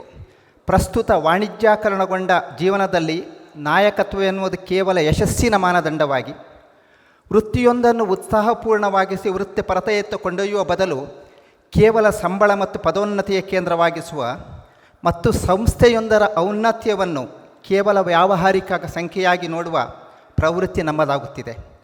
ಈ ಬದಲಾವಣೆಯ ಕಾಲಘಟ್ಟದಲ್ಲಿ ಮಾನವ ಸಂಪನ್ಮೂಲ ಮತ್ತು ಸಂಬಂಧಗಳ ಮುಂದಿನ ಹೆಜ್ಜೆಗಳ ಕುರಿತಾದ ಚರ್ಚಾ ವಿಷಯವೊಂದನ್ನು ಸಂಘಟಕರ ಪರವಾಗಿ ನಿಮ್ಮ ಮುಂದಿಡುತ್ತಿದ್ದೇನೆ. ಈ ದಿಕ್ಸೂಚಿ ಚರ್ಚೆಯ ವಿಷಯ ಭವಿಷ್ಯದ ಮಾನವ ಸಂಪನ್ಮೂಲ ಮತ್ತು ಔದ್ಯೋಗಿಕ ಸಂಬಂಧಗಳ ನಾಯಕತ್ವ, ಮೌಲ್ಯಗಳು, ನಾವೀನ್ಯತೆ ಮತ್ತು ಮಾನವೀಯ ಸ್ಪರ್ಶದ ಸಂಕಲನ. ಮಾನವ ಸಂಪನ್ಮೂಲ ಕ್ಷೇತ್ರದಲ್ಲಿ ಮೌಲ್ಯಗಳು, ನಾವೀನ್ಯತೆ ಮತ್ತು ಮಾನವೀಯ ಸ್ಪರ್ಶದ ಸಂಯೋಜನೆ ಅತ್ಯಂತ ಮಹತ್ವಪೂರ್ಣವಾಗಿದ್ದು, ಭವಿಷ್ಯದಲ್ಲಿ ಉತ್ಕೃಷ್ಟ ನಾಯಕತ್ವಕ್ಕಾಗಿ ನಾವು ಈ ತತ್ವಗಳನ್ನು ಹೇಗೆ ಬೆಳೆಸಬಹುದು, ತಾಳ್ಮೆ, ಸೃಜನಶೀಲತೆ ಮತ್ತು ಮಾನವೀಯ ಮೌಲ್ಯಗಳನ್ನು ಉಳಿಸಿಕೊಂಡು ಕಾರ್ಯಾಚರಣೆಯಲ್ಲಿ ಪ್ರಭಾವವನ್ನು ಹೇಗೆ ಹೆಚ್ಚಿಸಬಹುದು ಎಂಬುದು ಈ ವೈಚಾರಿಕ ಕೂಟದ ಪ್ರಮುಖ ಉದ್ದೇಶ. ಈ ವೈಚಾರಿಕ ಕೂಟದ 3 ವಾಗ್ಮಿಗಳನ್ನು ನಿಮ್ಮ ಮುಂದೆ ಪ್ರಸ್ತುತಪಡಿಸಲು ನನಗೆ ತುಂಬ ಸಂತೋಷ ಅನ್ನಿಸ್ತಾ ಇದೆ. ಪ್ರಥಮವಾಗಿ ಶ್ರೀಯುತ ಸತ್ಯಾನಂದ ಎಂ, ಕಾರ್ಯದರ್ಶಿಗಳು, Akhila Bharata trade union congress Karnataka ಘಟಕ. ಸತ್ಯಾನಂದ್ರವರು BTech ಮೆಕ್ಯಾನಿಕಲ್ ಇಂಜಿನಿಯರ್ ಪದವೀಧರರಾಗಿದ್ದು NIT ಜಲಂಧರ್ನಿಂದ ಈ ಪದವಿಯನ್ನು ಪಡೆದುಕೊಂಡಿರ್ತಾರೆ. Tata institute of social sciences ಮುಂಬೈನಿಂದ ಜಾಗತೀಕರಣ ಮತ್ತು ಕಾರ್ಮಿಕ ವಿಭಾಗದಲ್ಲಿ ಚಿನ್ನದ ಪದಕ ವಿಜೇತರಾಗಿ MA ಪದವಿಯನ್ನು ಪಡೆದಿರುತ್ತಾರೆ. ಟಾಟಾ ಕನ್ಸಲ್ಟೆನ್ಸಿ ಸರ್ವಿಸಸ್ TCSನಲ್ಲಿ ಸಾಫ್ಟ್ವೇರ್ ಎಂಜಿನಿಯರ್ ಆಗಿ 2003ರಿಂದ 2012ರವರೆಗೆ 10 ವರ್ಷಗಳು ಸೇವೆ ಸಲ್ಲಿಸುತ್ತಾರೆ. ಸುಮಾರು 12 ವರ್ಷಗಳಿಂದ ಅಖಿಲ ಭಾರತ ಟ್ರೇಡ್ ಯೂನಿಯನ್ ಕಾಂಗ್ರೆಸ್ನಲ್ಲಿ ಕಾರ್ಯನಿರ್ವಹಿಸುತ್ತಿದ್ದು, ಆಟೋಮೊಬೈಲ್, ಔಷಧೀಯ, ನಿರ್ಮಾಣ, ಎಂಜಿನಿಯರಿಂಗ್ ಮತ್ತು ರಾಸಾಯನಿಕ ಕೈಗಾರಿಕೆಗಳಿಂದ ಕಾರ್ಮಿಕ ಸಂಘಗಳೊಂದಿಗೆ ಕೆಲಸ ಮಾಡುತ್ತಿದ್ದಾರೆ. ವೇತನ ಸಿದ್ಧಾಂತ, ಕನಿಷ್ಠ ವೇತನ ಸೇರಿದಂತೆ ಕಾರ್ಮಿಕ ಕ್ಷೇತ್ರದಲ್ಲಿನ ಸಾರ್ವಜನಿಕ ನೀತಿ ನಿರೂಪಣೆಯಲ್ಲಿ ಇವರು ವಿಶೇಷ ಆಸಕ್ತಿಯನ್ನು ಹೊಂದಿದ್ದಾರೆ. ಅರ್ಥಶಾಸ್ತ್ರದ ವಿದ್ಯಾರ್ಥಿಯಾದ ಶ್ರೀ ಸತ್ಯಾನಂದ್ರವರು 4ನೇ ಕೈಗಾರಿಕಾ ಕ್ರಾಂತಿಯಲ್ಲಿನ ಬೆಳವಣಿಗೆಯಲ್ಲಿ ತೀವ್ರ ಆಸಕ್ತಿಯನ್ನು ಹೊಂದಿರುತ್ತಾರೆ. ಸರ್, ಸಂಘಟಕರ ಪರವಾಗಿ ಮತ್ತೆಲ್ಲ ಕನ್ನಡಿಗರ ಪರವಾಗಿ ನಿಮಗೆ ಪ್ರೀತಿಯ ಸ್ವಾಗತ. ನಮ್ಮ ಮತ್ತೋರ್ವ ಮುಖ್ಯ ವಾಗ್ಮಿ ಶ್ರೀಯುತ ರಮೇಶ್ರವರು ಅವರಿಗೆ ನೆನಪಿನ ಕಾಣಿಕೆ ನೀಡಬೇಕಂತ ಕೇಳಿಕೊಳ್ತೇನೆ. ನಮ್ಮೊಡನಿರುವ ಮತ್ತೋರ್ವ ವಾಗ್ಮಿ ಶ್ರೀಯುತ ಮ್ಯಾಕ್ಸಿ ಎಫ್ ಫರ್ನಾಂಡಿಸ್, ಸುಮಾರು 33 ವರ್ಷಗಳಿಗೂ ಹೆಚ್ಚಿನ ಅಗಾಧ ಅನುಭವ ಹೊಂದಿರುವ ಮತ್ತು ವೈಶಿಷ್ಟ್ಯಪೂರ್ಣ ಸಾಧನೆ ಮಾಡಿದ ಮಾನವ ಸಂಪನ್ಮೂಲ ಕ್ಷೇತ್ರದಲ್ಲಿ ಸಾಧನೆ ಮಾಡಿದ ನಾಯಕರಾಗಿದ್ದಾರೆ. ಇವರು ಪ್ರಸ್ತುತ ಅರ್ಜಾ ಸ್ಟೀಲ್ ಪ್ರೈವೇಟ್ ಲಿಮಿಟೆಡ್ನಲ್ಲಿ HR ವಿಭಾಗದಲ್ಲಿ ಉಪಾಧ್ಯಕ್ಷರಿಗೆ ಸೇವೆ ಸಲ್ಲಿಸುತ್ತಿದ್ದಾರೆ. ಅವರ ಕಾರ್ಯತಂತ್ರದ ನಾಯಕತ್ವದಲ್ಲಿ ಕಂಪನಿಯ ಗಮನಾರ್ಹ ಬೆಳವಣಿಗೆಯನ್ನು ಸಾಧಿಸಿದೆ ಮತ್ತು ದಾರ್ಶನಿಕ ಮಾರ್ಗದರ್ಶನದಿಂದ ಅಪಾರ ಪ್ರಯೋಜನವನ್ನು ಪಡೆದಿದೆ. ಉತ್ತಮವಾದ ಪ್ರತಿಭಾ ಪೋಷಣೆಯ ಮೂಲಕ ಸಂಸ್ಥೆಗೆ ಗಣನೀಯ ಮೌಲ್ಯ ಮತ್ತು ಲಾಭವನ್ನು ಗಳಿಸುವ ಅಪ್ರತಿಮ ಸಾಮರ್ಥ್ಯವನ್ನು ಶ್ರೀ ಫರ್ನಾಂಡಿಸ್ ಅವರು ತೋರಿಸಿಕೊಟ್ಟಿರುತ್ತಾರೆ. ಅಚಲವಾದ ಬದ್ಧತೆಯ ಮೂಲಕ ವ್ಯವಹಾರ ಕಾರ್ಯಾಚರಣೆಗಳು ಸುಧಾರಿಸುವುದು ಮತ್ತು ನಿರಂತರ ಸುಧಾರಣೆಗಳನ್ನು ಜಾರಿಗೆ ತರುವುದರಲ್ಲಿ ಶ್ರೀ ಫರ್ನಾಂಡಿಸ್ ಪರಿಣಿತರಾಗಿದ್ದಾರೆ. ಮಾನವ ಸಂಪನ್ಮೂಲ ಕಾರ್ಯತಂತ್ರದಲ್ಲಿ ಸಾಂಸ್ಥಿಕ ಅಭಿವೃದ್ಧಿಯಲ್ಲಿ ಫೆಲೋಶಿಪ್, ಮಾನವ ಸಂಪನ್ಮೂಲ ಮತ್ತು ಕೈಗಾರಿಕಾ ಸಂಬಂಧಗಳಲ್ಲಿ ಸ್ನಾತಕೋತ್ತರ ಡಿಪ್ಲೊಮಾ, ವಾಣಿಜ್ಯ ಶಾಸ್ತ್ರದಲ್ಲಿ ಸ್ನಾತಕೋತ್ತರ ಪದವಿ ಮತ್ತು ಕಾರ್ಯನಿರ್ವಾಹಕ ತರಬೇತುದಾರರಾಗಿ ಪ್ರಮಾಣೀಕರಣದೊಂದಿಗೆ ಶ್ರೀಯುತ ಫರ್ನಾಂಡಿಸ್ ರವರು ಹೆಚ್ಚು ಪರಿಣಾಮಕಾರಿಯಾದ ಮಾನವ ಸಂಪನ್ಮೂಲ ನೀತಿಗಳು, ವ್ಯವಸ್ಥೆಗಳು ಮತ್ತು ಅಭ್ಯಾಸಗಳನ್ನು ರೂಪಿಸುವ ಮತ್ತು ಅನುಷ್ಠಾನಗೊಳಿಸುವ ಮೂಲಕ ತಮ್ಮ ಪರಿಣತಿಯನ್ನು ನಿರಂತರವಾಗಿ ಪ್ರದರ್ಶಿಸಿದ್ದಾರೆ. ಯಾವುದೇ ಕೆಲಸ ದಿನಗಳನ್ನು ಕಳೆದುಕೊಳ್ಳದೆ 10 ದೀರ್ಘಾವಧಿಯ ವೇತನ ಒಡಂಬಡಿಕೆಗಳು ಮತ್ತು ಕಾರ್ಮಿಕ ಸಂಘದೊಂದಿಗೆ ಇತರ ಒಪ್ಪಂದಗಳ ಮಾತುಕತೆಗಳನ್ನು ನಡೆಸಿ ಯಶಸ್ವಿಯಾಗಿ ಸಹಿ ಮಾಡುವಲ್ಲಿ ಅವರ ಕಾರ್ಯತಂತ್ರದ ಚಾಣಾಕ್ಷತೆ ಪ್ರಮುಖ ಪಾತ್ರ ವಹಿಸಿದೆ. ತಮ್ಮ ಪರಿಣಾಮಕಾರಿ ನಾಯಕತ್ವದಿಂದ ಡೆಲ್ಫಿ ಆಟೋಮೋಟಿವ್ ಸಂಸ್ಥೆಯನ್ನು ನೆಕ್ಸ್ಟ್ ಇಯರ್ ಸಂಸ್ಥೆಯಾಗಿ ಪರಿವರ್ತಿಸಲು ಪ್ರಮುಖ ಪಾತ್ರವನ್ನು ವಹಿಸಿರುತ್ತಾರೆ. ಶ್ರೀಯುತ ಫರ್ನಾಂಡಿಸ್ ಅವರ ನಾಯಕತ್ವದಲ್ಲಿ ಅರ್ಜಾಸ್ ಸಂಸ್ಥೆಯ ಪ್ರತಿಷ್ಠಿತ ಉತ್ತಮ ಕೆಲಸದ ಸ್ಥಳ ಗ್ರೇಟ್ ಪ್ಲೇಸ್ ಟು ವರ್ಕ್ ಪ್ರಮಾಣೀಕರಣವನ್ನು ಸಾಧಿಸಿದೆ. ತಮ್ಮ ಅತ್ಯುತ್ತಮ ಕೊಡುಗೆಗಳಿಂದ ಗೌರವಿಸಲ್ಪಟ್ಟಿರುವ ಶ್ರೀಯುತ ಫರ್ನಾಂಡಿಸ್ ರವರು ಹಲವಾರು ಪ್ರಶಸ್ತಿಗಳು ಮತ್ತು ಗೌರವಗಳನ್ನು ಪಡೆದಿರುತ್ತಾರೆ. ಪ್ರತಿಷ್ಠಿತ ನೆಕ್ಸ್ಟ್ ಇಯರ್ ಜಾಗತಿಕ ನಾಯಕತ್ವದ ಸಮ್ಮೇಳನದಲ್ಲಿ ಸಂಸ್ಥೆಯ ಭವಿಷ್ಯವನ್ನು ರೂಪಿಸುವ ಅವರ ದಾರ್ಶನಿಕ ವಿಧಾನಕ್ಕಾಗಿ ಅವರಿಗೆ ಅತ್ಯುತ್ತಮ ಕಾರ್ಯತಂತ್ರ ಪ್ರಶಸ್ತಿ ಬೆಸ್ಟ್ ಸ್ಟ್ರಾಟಜಿ ಅವಾರ್ಡ್ ನೀಡಲಾಗಿದೆ. ಸರ್, ನಮ್ಮ ಸಂಘಟಕರ ಪರವಾಗಿ ಮತ್ತು ಎಲ್ಲ ಕನ್ನಡಿಗರ ಪರವಾಗಿ ನಿಮಗೆ ಸ್ವಾಗತವನ್ನು ಬಯಸ್ತಾ ಕಿರಣ್ ಕುಮಾರ್ ಅವರಿಗೆ ಸ್ವಾಗತವನ್ನು ನೀಡಬೇಕಂತ ಕೇಳ್ಕೊಳ್ತೇನೆ.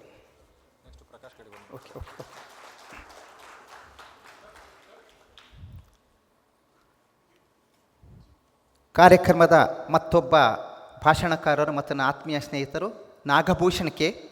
ಮಾನವ ಸಂಪನ್ಮೂಲ, ಕಾನೂನು ಮತ್ತು ಕೈಗಾರಿಕಾ ಸಂಬಂಧಗಳ ಕ್ಷೇತ್ರದಲ್ಲಿ ಸುಮಾರು 26 ವರ್ಷಗಳ ಅನುಭವ ಹೊಂದಿರುವ ಹಿರಿಯ ನಾಯಕರು.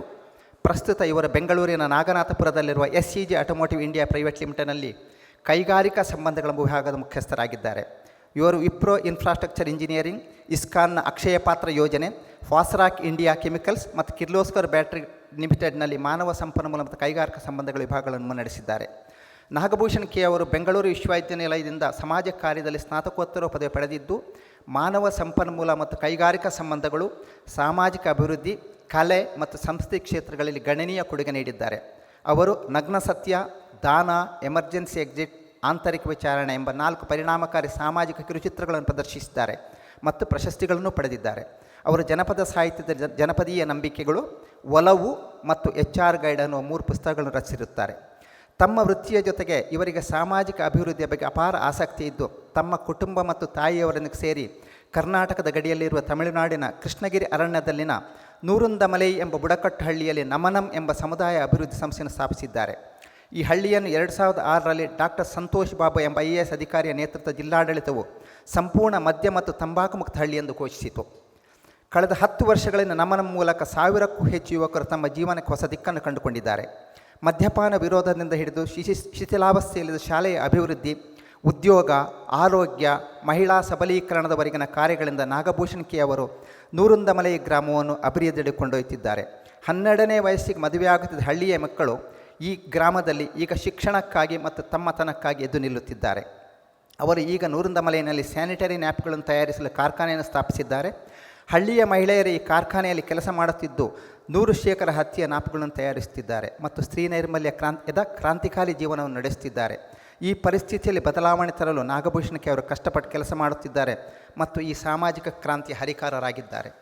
ಈ 3 ವಾಗ್ಮಿಗಳನ್ನು ನಿಮಗೆ ಪರಿಚಯಿಸ್ತಾ ಈ ಚರ್ಚೆಯ ಮೂಲಕ ಹೊಸ ಆಲೋಚನೆಗಳು, ಅನುಭವಗಳು ಮತ್ತು ದೃಷ್ಟಿಕೋನಗಳನ್ನು ಹಂಚಿಕೊಳ್ಳುವ ಅವಕಾಶ ನಮ್ಮದಾಗಲೆಂದು ಹಾರೈಸುತ್ತಾನೆ. ಮತ್ತೊಮ್ಮೆ ಅಭಿನಂದನೆಗಳು. ಶ್ರೀಯುತ ನಾಗಭೂಷಣರವರಿಗೆ ಪ್ರಕಾಶ್ರವರು ಸ್ವಾಗತವನ್ನು ಬಯಸಬೇಕಂತ ಕೇಳ್ಕೊಳ್ತೇನೆ.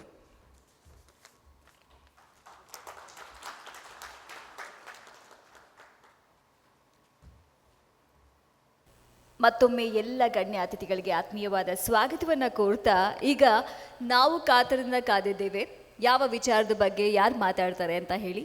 ಮೊದಲನೇದಾಗಿ ಭವಿಷ್ಯದ ಔದ್ಯೋಗಿಕ ಸಂಬಂಧಗಳ ನಾಯಕತ್ವದಲ್ಲಿ ಮಾನವೀಯ ಸ್ಪರ್ಶ ಮತ್ತು ಮೌಲ್ಯಗಳು, ಇದ್ರ ಬಗ್ಗೆ ತಿಳಿಸ್ಕೊಡೋಕ್ಕೆ ನಮ್ಮ ಸತ್ಯಾನಂದ ಸರ್ ದಯವಿಟ್ಟು ಬನ್ನಿ. ನಮ್ಮ all India trade union congress Karnataka Satyananda sir ಇದ್ರ ಬಗ್ಗೆ ಒಂದಿಷ್ಟು ವಿಚಾರಧಾರೆಯನ್ನು ನಮ್ಮ ಮುಂದೆ ಇಡ್ತಾರೆ. ಭವಿಷ್ಯದಲ್ಲಿ ಔದ್ಯೋಗಿಕ ಸಂಬಂಧಗಳ ನಾಯಕತ್ವದಲ್ಲಿ ಮಾನವೀಯ ಸ್ಪರ್ಶ ಮತ್ತು ಮೌಲ್ಯಗಳು. ಮೊದಲನೇದಾಗಿ ನಾನು ನಿರಾತಂಕ ಆರ್ಗನೈಸರ್ಸ್ಗೆ ನಾನು ಧನ್ಯವಾದಗಳನ್ನ ಹೇಳೋದಕ್ಕೆ ಇಷ್ಟಪಡ್ತೀನಿ. ಇಂಥ ಒಳ್ಳೆ ಕಾರ್ಯಕ್ರಮನ ಆಯೋಜಿಸಿದ್ದಾರೆ, ಅದೇ ರೀತಿಯಾಗಿ ಒಳ್ಳೆ ಸಬ್ಜೆಕ್ಟು ಕೂಡ ಇಟ್ಟಿದ್ದಾರೆ ಅಂತ ನಾನು ಭಾವಿಸ್ತೀನಿ. ಸೊ ಇವತ್ತು ನಾನು ಪ್ರೆಸೆಂಟ್ ಮಾಡಬೇಕಾಗಿರುವಂಥ ಸಬ್ಜೆಕ್ಟ್ ಬಂದು modern industrial relations are future of industrial relations ಬಗ್ಗೆ ಸಂಬಂಧಪಟ್ಟಂಥ ಟಾಪಿಕ್. ಸೊ ಮೊದಲನೇದಾಗಿ I think it is very important for us to understand the history of industrial revolution. So ಇತಿಹಾಸದ ಪುಟಗಳನ್ನ ಒಂದು ರೀತಿ ನಾವು ಪುನರ್ವಿಮರ್ಶೆ ಮಾಡುವಂಥದ್ದು ಸೂಕ್ತ ಅಂತ ನನಗನ್ಸುತ್ತೆ. ಸೊ ಇವತ್ತು ಇಡೀ ಪ್ರಪಂಚಾದ್ಯಂತ ಇದು 4ನೇ ಕೈಗಾರಿಕಾ ಕ್ರಾಂತಿ ಅಂತ ಹೇಳೋದು ಪ್ರಮುಖವಾಗಿ ನಾವು ಎಲ್ಲ ಕಡೆ ನೋಡ್ತಾ ಇದ್ದೀವಿ. ಎಲ್ಲ ಅಡ್ವಾನ್ಸ್ಡ್ ನೇಷನ್ಸಿಂದ ಹಿಡಿದು ಡೆವಲಪಿಂಗ್ ಕಂಟ್ರೀಸ್ ಕಡೆ ಕೂಡ ಇವತ್ತು 4th ಇಂಡಸ್ಟ್ರಿಯಲ್ ರೆವಲ್ಯೂಷನ್ ಅನ್ನೋದು ಪ್ರಮುಖವಾಗಿ ನಡೀತಾ ಇದೆ. ಸೊ 4th ಇಂಡಸ್ಟ್ರಿಯಲ್ ರೆವಲ್ಯೂಷನ್ ಅಂತ ಹೇಳಿದ್ರೆ ಸಹಜವಾಗಿ ಬರುವಂಥ ಪ್ರಶ್ನೆ ಏನಪ್ಪ ಅಂದರೆ, ಫಸ್ಟ್ ಇಂಡಸ್ಟ್ರಿಯಲ್ ರೆವಲ್ಯೂಷನ್ ಯಾವುದು, ಸೆಕೆಂಡ್ ಯಾವುದು, ಥರ್ಡ್ ಯಾವುದು, ಇವತ್ತು ನಡೀತಾ ಇರುವಂಥ 4th ಇಂಡಸ್ಟ್ರಿಯಲ್ ರೆವಲ್ಯೂಷನ್ ಯಾವುದು ಅನ್ನೋದನ್ನು ನಾವು ಅರ್ಥ ಮಾಡ್ಕೋಬೇಕಾಗತ್ತೆ. ಸೊ ಫಸ್ಟ್ ಇಂಡಸ್ಟ್ರಿಯಲ್ ರೆವಲ್ಯೂಷನ್ ಅಂತ ಹೇಳಿದ್ರೆ 1850, 1840 ಅಲ್ಲಿ ನಡೆದಂಥ ಒಂದು ಕೈಗಾರಿಕಾ ಕ್ರಾಂತಿ ಹೆಚ್ಚಾಗಿ ವೆಸ್ಟರ್ನ್ ಯುರೋಪ್ ಭಾಗದಲ್ಲಿ ಆಗಿದ್ದಂಥ 1840, 1850 ಆದಂಥ ಕೈಗಾರಿಕಾ ಕ್ರಾಂತಿ. ಈ ಕೈಗಾರಿಕಾ ಕ್ರಾಂತಿ ಅಚೀವ್ ಮಾಡಿದ್ದು ತುಂಬ ಸಿಂಪಲ್ಲಾಗಿ ಹೇಳಬೇಕು ಅಂತ ಹೇಳಿದ್ರೆ replacement of muscle power with machine power. So ಇದರಲ್ಲಿ ಪ್ರಮುಖವಾಗಿರುವಂಥ ಆವಿಷ್ಕಾರಗಳು, ಈ ಒಂದು ಕೈಗಾರಿಕಾ ಕ್ರಾಂತಿಗೆ ಪೂರಕವಾಗಿದ್ದಂಥ ಆವಿಷ್ಕಾರಗಳು ಯಾವುದಪ್ಪ ಅಂತ ಹೇಳಿದ್ರೆ ಸ್ಪಿನ್ನಿಂಗ್ ಜೆನ್ನಿ ಅಂತೀವಿ, ಸ್ಪಿನ್ನಿಂಗ್ ಮಿಲ್ ಬಂದಿದ್ದಂತು.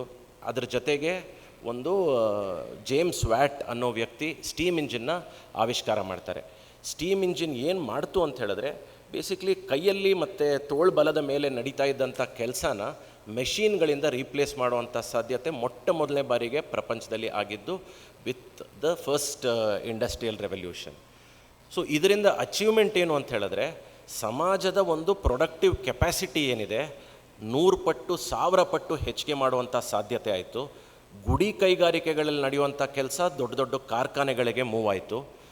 ಮೊದಲನೇ ಬಾರಿಗೆ 2 ದೊಡ್ಡ ವರ್ಗಗಳು ನಮ್ಮ ಕಣ್ಮುಂದೆ ಸಮಾಜದಲ್ಲಿ ನಾವು ಈ ಆರ್ಥಿಕ ಬೆಳವಣಿಗೆಯ ಪರಿಣಾಮವಾಗಿ ಸಮಾಜದಲ್ಲಿ ನಾವು ನೋಡಿದ್ದು ಏನಪ್ಪ ಅಂತ ಹೇಳಿದ್ರೆ ದೊಡ್ಡ ವರ್ಗಗಳು ಕಣ್ಮುಂದೆ ನಮಗೆ ಸಿಕ್ಕಿದ್ದೇನು ಅಂತ ಹೇಳಿದ್ರೆ ಒಂದು ಮಟ್ಟದಲ್ಲಿ ದೊಡ್ಡ ಮಟ್ಟದ ಒಂದು ಕಾರ್ಮಿಕ ವರ್ಗ, ಅದೇ ರೀತಿಯಾಗಿ ಬಂಡವಾಳಶಾಹಿ ವರ್ಗ, ಮಾಲೀಕ ವರ್ಗ ಅಂತ ನಾವೇನು ಹೇಳ್ತೀವಿ. ನಮ್ಮ ವಿಶ್ಲೇಷಣೆಯಲ್ಲಿ ಟ್ರೇಡ್ ಯೂನಿಯನಲ್ಲಿ ನಾವು ಅದು ಮೊದಲನೇ ಬಾರಿಗೆ ಪ್ರಪಂಚದಲ್ಲಿ ಕಂಡಿದ್ದು ಕೈಗಾರಿಕಾ ಕ್ರಾಂತಿ, ಮೊದಲನೇ ಕೈಗಾರಿಕಾ ಕ್ರಾಂತಿಯ ನೇರ ಪರಿಣಾಮವಾಗಿ.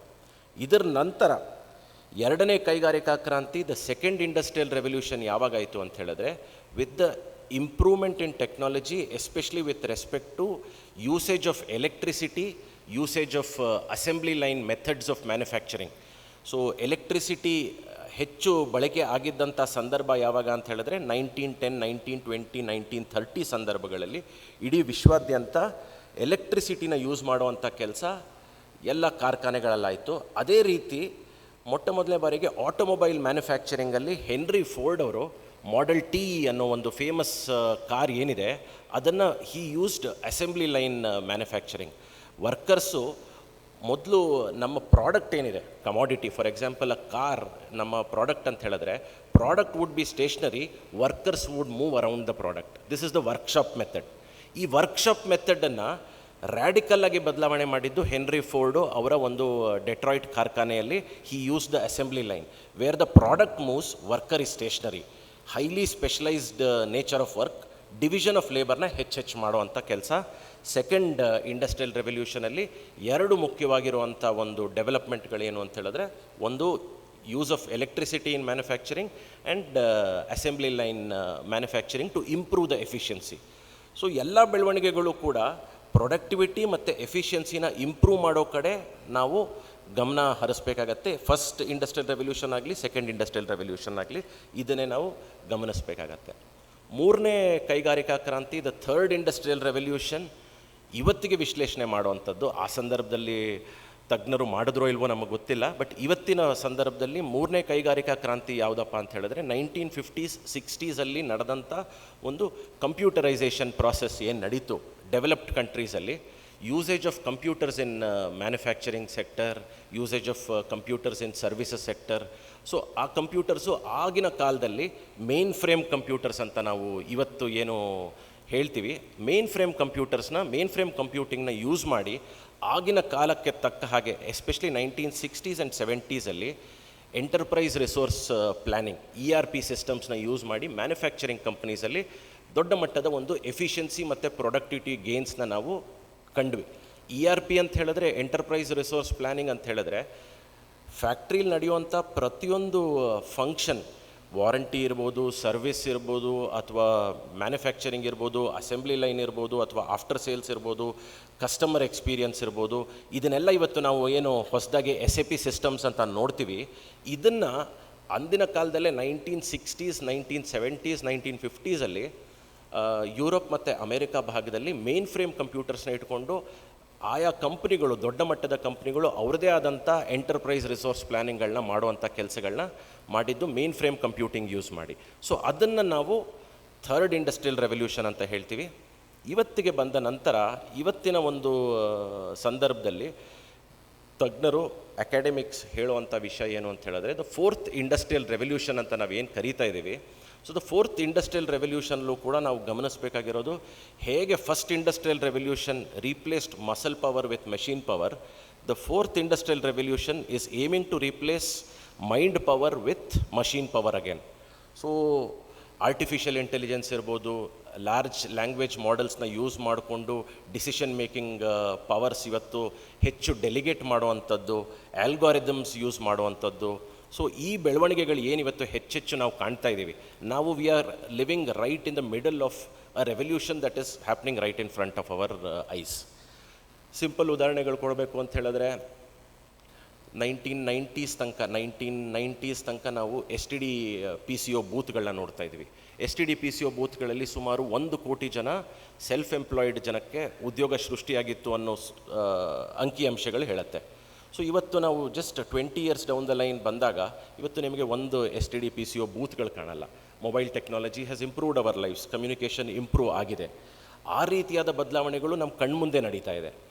ಇವತ್ತು ಇನ್ನೊಂದು ಉದಾಹರಣೆ ಕೊಡಬೇಕು ಅಂತ ಹೇಳಿದ್ರೆ, the largest hospitality industry in the country in the world does not own a single square inch of real estate. Airbnb ಅನ್ನುವಂಥ ಸಿಂಪಲ್ ಅಪ್ಲಿಕೇಶನ್ ಮೊಬೈಲ್ ಫೋನಲ್ಲಿರುವಂಥದ್ದು, all that it has done is it has connected empty spaces with users at the end ಅಷ್ಟೇ. But they are the largest hospitality business in the world and they don't own a single inch of real estate. So ಈ ರೀತಿಯಾದ ಬದಲಾವಣೆಗಳು ನಮ್ಮ ಕಣ್ಮುಂದೆ ನಡೀತಾ ಇದೆ. ಇವತ್ತು ನಾವು ಅದರ ಭಾಗವಾಗಿದ್ದೀವಿ, ಫೋರ್ತ್ ಇಂಡಸ್ಟ್ರಿಯಲ್ ರೆವಲ್ಯೂಷನ್. ಇದ್ರ ಮುಂದುವರೆದ ಭಾಗವಾಗಿ ಹೇಳುವಂಥ ವಿಷಯ ಏನಪ್ಪ ಅಂತ ಹೇಳಿದ್ರೆ, artificial intelligence will come up and take over a lot of jobs ಅನ್ನೋ ಒಂದು ಸೂಚನೆ ಕೂಡ ಸಾಕಷ್ಟು ತಜ್ಞರು ಹೇಳ್ತಾರೆ. ಬಟ್ ಟೆಕ್ನಾಲಜಿನ ನಾವು ಯಾವತ್ತೂ ವಿರೋಧ ಮಾಡಿ ನಾವು ಅದನ್ನು ಗೆಲ್ಲೋದಕ್ಕೆ ಸಾಧ್ಯ ಆಗೋದಿಲ್ಲ. ಟೆಕ್ನಾಲಜಿನ ನಾವು ಅಡಾಪ್ಟ್ ಮಾಡ್ಕೋಬೇಕು. ಟೆಕ್ನಾಲಜಿನ ಅಡಾಪ್ಟ್ ಮಾಡ್ಕೋಬೇಕಾದ್ರೆ ನಮ್ಮ ಸಮಾಜದ ಆಗು ಹೋಗುಗಳ ಆಧಾರದ ಮೇಲೆ ನಾವು ಅದನ್ನು ಅಡಾಪ್ಟ್ ಮಾಡುವಂಥ ಕೆಲಸ ಇವತ್ತು ಆರ್ಟಿಫಿಷಿಯಲ್ ಇಂಟೆಲಿಜೆನ್ಸ್ ಜೊತೆ ಕೂಡ ನಾವು ಮಾಡಬೇಕಾಗತ್ತೆ. ಒಂದು ಸಿಂಪಲ್ ಉದಾಹರಣೆ ನಾನು ಹೇಳೋಕ್ಕೆ ಇಷ್ಟಪಡ್ತೀನಿ. When I say artificial intelligence aims to replace mind power with machine power ಅಂತ ಹೇಳೋದಕ್ಕೆ ಸಿಂಪಲ್ ಉದಾಹರಣೆ ಏನಪ್ಪ ಅಂತ ಹೇಳಿದ್ರೆ, ಒಂದು ಚೆಸ್ ಅನ್ನೋದು ನಮ್ಮ ಇಡೀ ಪ್ರಪಂಚದಲ್ಲಿ chess is suppose to be a very difficult mind game. ಇವತ್ತು ವರ್ಲ್ಡ್ಸ್ ಬೆಸ್ಟ್ ಚೆಸ್ ಪ್ಲೇಯರ್ ಯಾರಪ್ಪ ಅಂತ ಹೇಳಿದ್ರೆ, it is not Magnus Carlsen, it is not Garry Kasparov, it is not Arjun. ಯಾರು ಬೆಸ್ಟ್ ಚೆಸ್ ಪ್ಲೇಯರ್ ಅಂತ ಹೇಳಿದ್ರೆ, ಮಷೀನ್ಗಳು IBM ಅನ್ನೋ company deep blue ಅಂತ ಏನು ಮಷೀನ್ಗಳು ಮಾಡಿದ್ದಾರೆ, the best human chess player cannot beat the machine. ಇದು ಇವತ್ತಿನ ಸತ್ಯ. It is not today, it is from 15 years, 20 years. The best chess player in the world has always been a machine. ನಾವು world chess championship ಮಾಡ್ತೀವಿ, ಇವ್ರು ಗೆದ್ದ ಅವ್ರು ಗೆದ್ದರು ಅಂತ ನಾವು ಹೇಳ್ಕೊಳ್ತೀವಿ. But the reality is that ನಮ್ಮ ಕಣ್ಮುಂದೆನೇ ಈ ಬದಲಾವಣೆಗಳಾಗಿದೆ. IBM ಅನ್ನೋ ಒಂದು ಕಂಪ್ನಿ ಇವತ್ತು IBM ವಾಟ್ಸನ್ ಅನ್ನೋವಂಥ ಒಂದು ಸೂಪರ್ ಕಂಪ್ಯೂಟರ್ನ ಡಿಸೈನ್ ಮಾಡಿದ್ದಾರೆ. And that super computer is reputed to have the capacity to medically diagnose major critical illness to a degree which is far superior than the best doctors, best super specialized ಡಾಕ್ಟರ್ಸ್ಗಿಂತ better diagnosis ಇವತ್ತು IBM Watson ಮಾಡ್ತಾರೆ.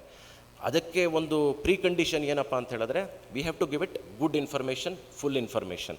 ಇವತ್ತು ನಿಮ್ಮ ಫೋನ್ಗಳಲ್ಲೇ ನೀವು ಕೂಡ ಇವತ್ತೊಂದು ಆ್ಯಪ್ಲಿಕೇಶನನ್ನು ಡೌನ್ಲೋಡ್ ಮಾಡಿಕೊಂಡ್ರೆ ಡೀಪ್ ಸೀಕ್ ಇದೆ, ಚಾಟ್ GPT ಇದೆ, ಪರ್ಪ್ಲೆಕ್ಸಿಟಿ ಇದೆ. ಸೊ ಇದರಲ್ಲೆಲ್ಲ ವರ್ಷನ್ಸ್ ಆಫ್ ಡಿಫ್ರೆಂಟ್ ಆ್ಯಪ್ಲಿಕೇಶನ್ಸ್. ನಿಮ್ಮ ಮೆಡಿಕಲ್ ರೆಕಾರ್ಡ್ಸ್ನ ನೀವು just you can upload it on to that application and ask for an analysis. ನೀವು ಅನಾಲಿಸಿಸ್ ನೋಡಿದ್ರೆ you will be shocked. In all the cases 100% of the cases ನಿಮಗೆ medical advice ಏನು ಸಿಗುತ್ತೆ ಡಾಕ್ಟ್ರಿಂದ, ಅದೇ ರೀತಿಯಾದ ಡಯಾಗ್ನಿಸಿಸು ಅನಾಲಿಸಿಸು ನಿಮಗೆ ಡೈರೆಕ್ಟಾಗಿ ಇವತ್ತು ನಿಮ್ಮ ಫೋನ್ ಮುಖಾಂತರ ಸಿಗುವಂಥ ಪರಿಸ್ಥಿತಿ ಇವತ್ತು ಬಂದಿದೆ. So when we say mind power will be replaced by machine power ಅಂತ ಹೇಳಿದ್ರೆ, the simpler jobs, especially in areas of compliance, in areas where some paralegal work is involved, ಇದೆಲ್ಲ ಆಟೋಮೇಟ್ ಆಗುವಂಥ ಎಲ್ಲ ಸಾಧ್ಯತೆಗಳಿದೆ. ಚಾರ್ಟರ್ಡ್ ಅಕೌಂಟೆನ್ಸಿ ಮತ್ತು compliance work ಮತ್ತು legal ವರ್ಕಲ್ಲೂ ಕೂಡ ಏನು ಪ್ಯಾರಾಲೀಗಲ್ ವರ್ಕ್ ಇದೆ, ರಿಸರ್ಚ್ ವರ್ಕು, ಅದೆಲ್ಲ ಇವತ್ತು ಮೆಷೀನ್ಗಳು they are able to do it which the far greater level of accuracy than the best humans. ಇದು ಇವತ್ತಿನ ವಾಸ್ತವ. So we have to live in these times, we have to accept and adapt such technology today. So in this context ಒಂದು term ಇವತ್ತು ನನಗೆ ಕೊಟ್ಟಿರುವಂಥ subject ಹೇಳೋದೇನಪ್ಪ ಅಂತ ಹೇಳಿದ್ರೆ, ಇಂಡಸ್ಟ್ರಿಗಳಲ್ಲಿ ಹೆಚ್ಚು ಪ್ರಚಲಿತವಾಗಿರುವಂಥ ಟರ್ಮು ಇಂಡಸ್ಟ್ರಿ 5.0 ಅಂತ ಹೇಳ್ತಾರೆ. Industry 5.0 is adoption of all artificial intelligence and other associated technologies with a human touch ಅಂತ ಹೇಳ್ತಾರೆ. I beg to differ in the sense that ಇದು ಹ್ಯೂಮನ್ ಟಚ್ ಅನ್ನೋ ಪ್ರಶ್ನೆ ಏನಿದೆ, it is a very secondary tertiary question. The primary question, like in all the industrial revolutions before, is that of improvement of efficiency and productivity. Improvement of efficiency, productivity ಆಗತ್ತೆ ಅಂತ ಹೇಳಿದ್ರೆ, invariably large firms, small firms will have to adopt technology and there will be displacement of labor. Displacement of labor ಅಂತ ಹೇಳಿದಾಗ, with artificial intelligence and these technologies, displacement of labor on the shop floor ಆಗಲ್ಲ, displacement of workers ಒಂದಕ್ಕೆ ಸೀಮಿತವಾಗಿರಲ್ಲ. It will also displace white collar workers. ಇವತ್ತು we are seeing large scale retrenchments happening in the IT sector. IT ಸೆಕ್ಟರಲ್ಲಿ ನಾನು ಕೂಡ ಒಂದು ಸ್ವಲ್ಪ ದಿವಸ ಕೆಲಸ ಮಾಡಿರುವಂಥ ವ್ಯಕ್ತಿ. I can tell you from experience, IT ಸೆಕ್ಟರಲ್ಲಿ ಇವತ್ತು TCS ಅಂತ ಒಂದು ರೆಪ್ಯೂಟೆಡ್ ಕಂಪ್ನಿ ಕೂಡ ಪಬ್ಲಿಕ್ ಆಗಿ they are making an announcement that because of the impact of artificial intelligence and automation, we are having to retrench people ಅಂತ. 12,000 ವರ್ಕರ್ಸ್ನ ಎಂಪ್ಲಾಯೀಸ್ನ they are having to retrench openly. So ಇವತ್ತು what TCS is doing today, a similar thing will happen in all other service companies, especially in the IT sector.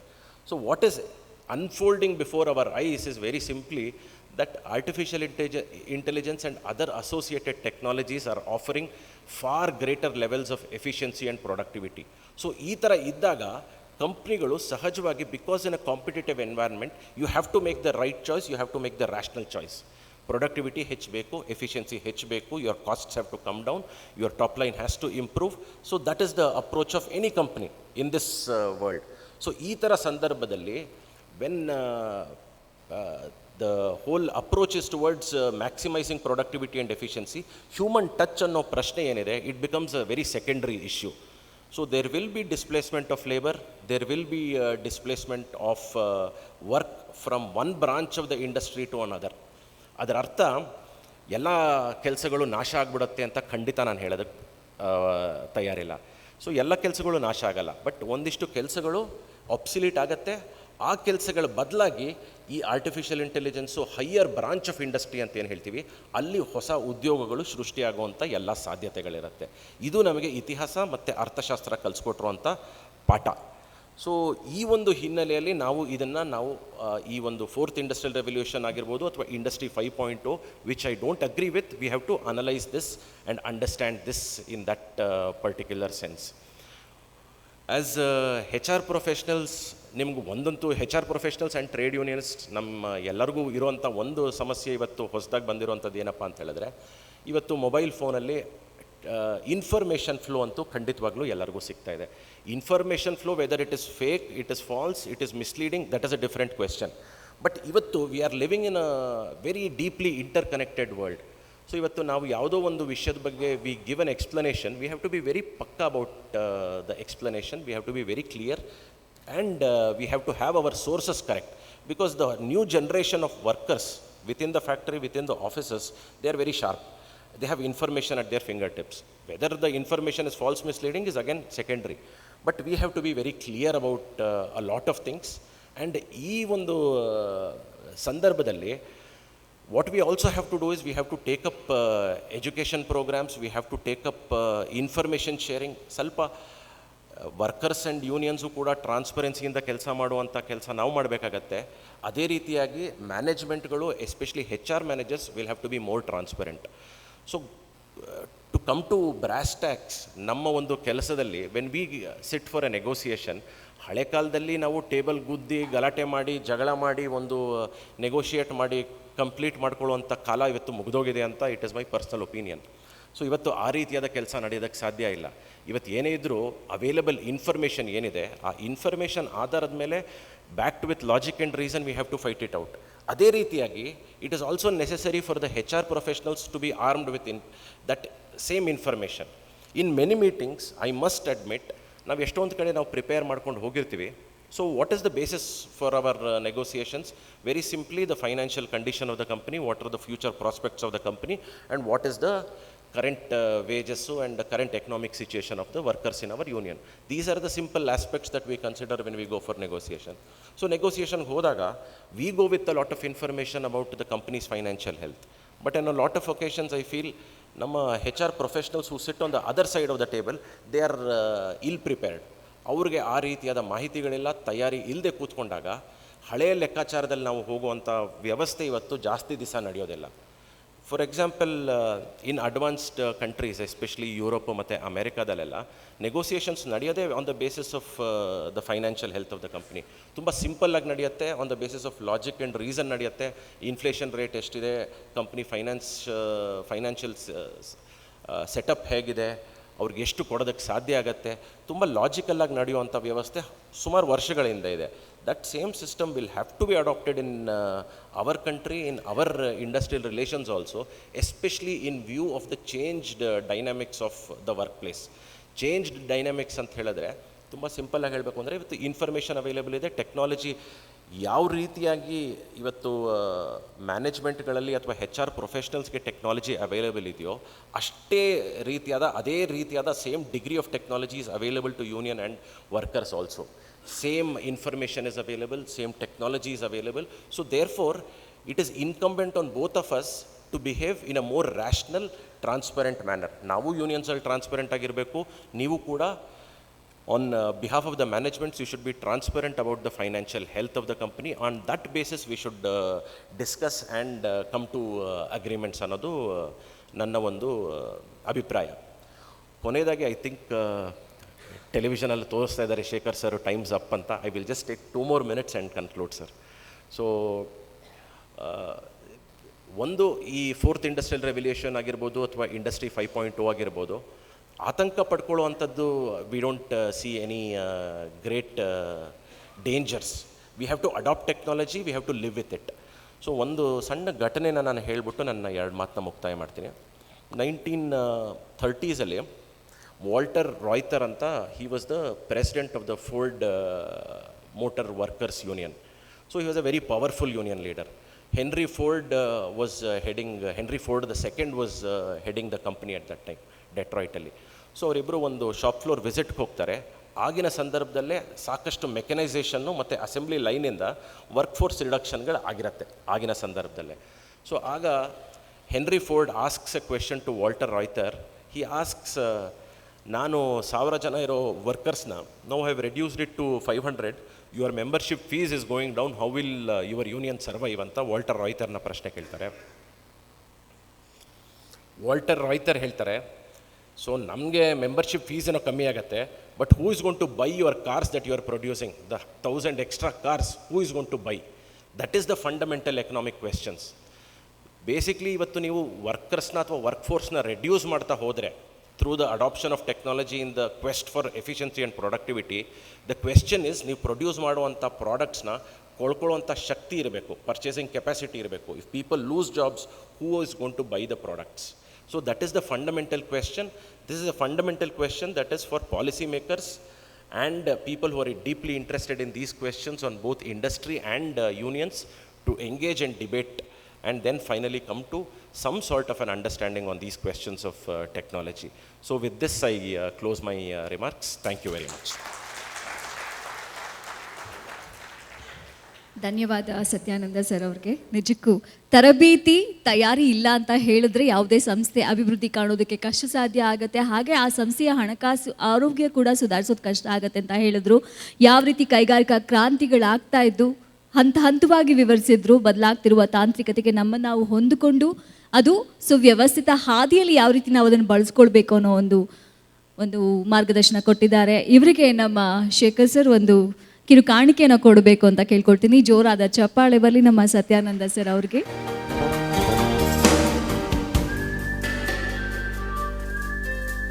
ಮತ್ತೊಮ್ಮೆ ಧನ್ಯವಾದಗಳು sir. ಶ್ರೀಯುತ M Satyananda ಅವರು, ಕಾರ್ಯದರ್ಶಿ all India trade union congress Karnataka.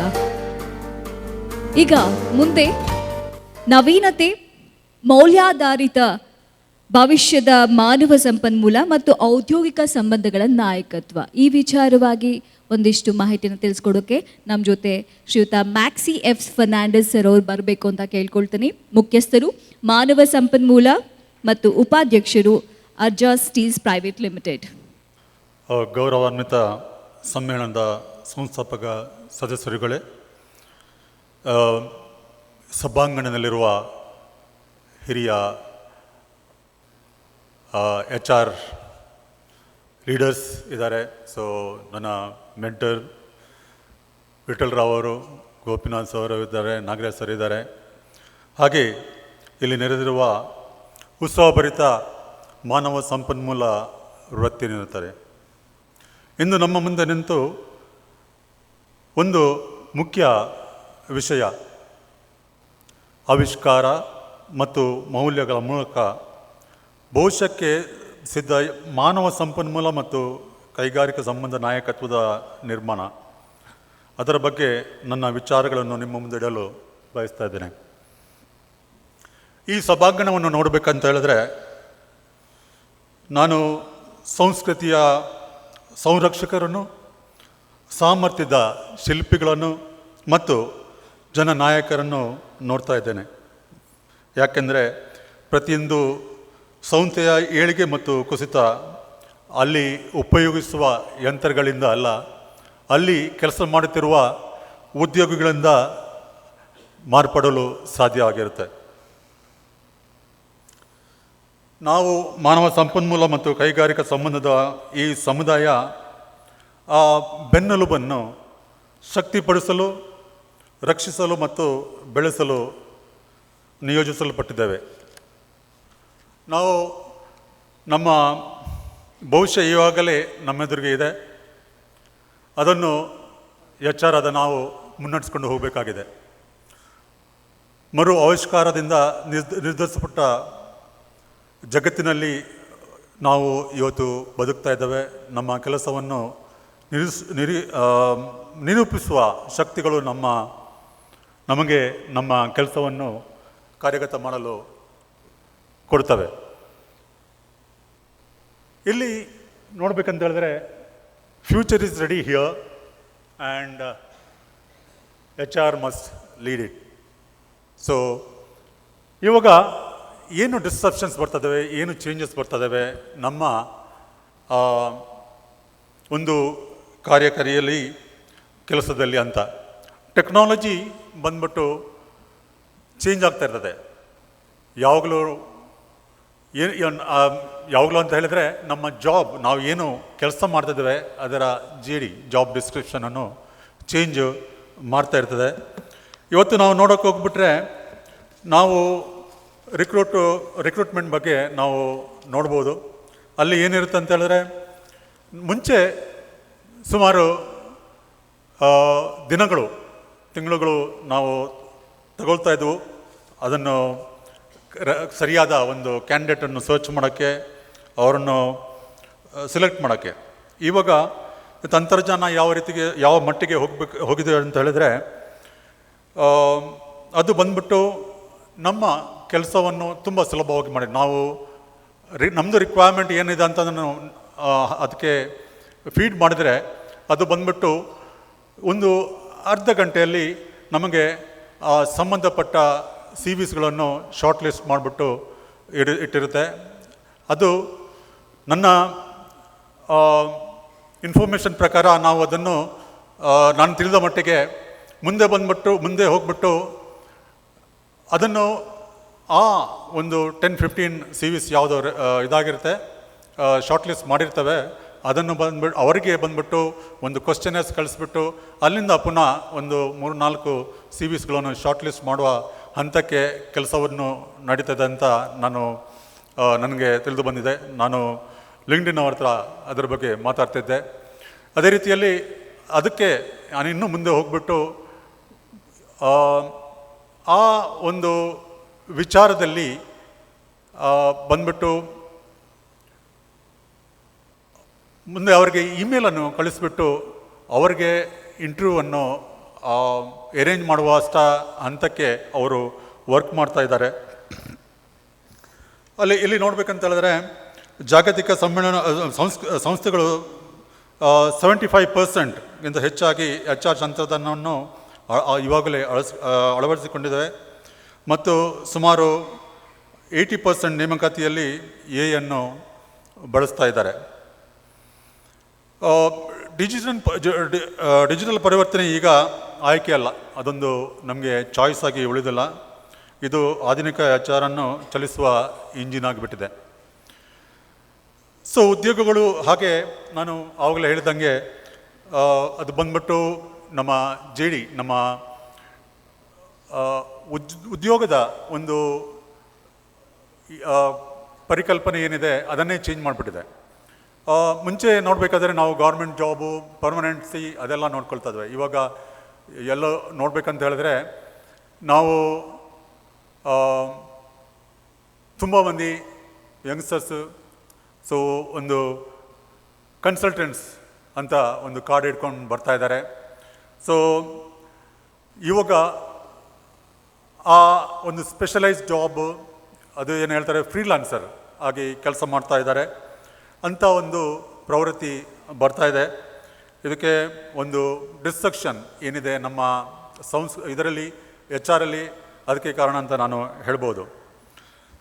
So ಅದೇ ರೀತಿಯಲ್ಲಿ ಕಂಪ್ನಿಗಳನ್ನು ಪ್ರತಿಭೆ ಆಕರ್ಷಿಸೋದು ಮತ್ತು ರಿಟೆನ್ಷನ್ ಮತ್ತು ಎಂಗೇಜ್ಮೆಂಟ್ ಮತ್ತು ಆ ಸಂದರ್ಭದಲ್ಲಿ ನಾವು ಬೇರೆ ರೀತಿಯಲ್ಲಿ ಯೋಚನೆ ಮಾಡಬೇಕಾಗಿರುವ ಒಂದು ಪರಿಸ್ಥಿತಿಯು ಬಂದ್ಬಿಟ್ಟಿದೆ.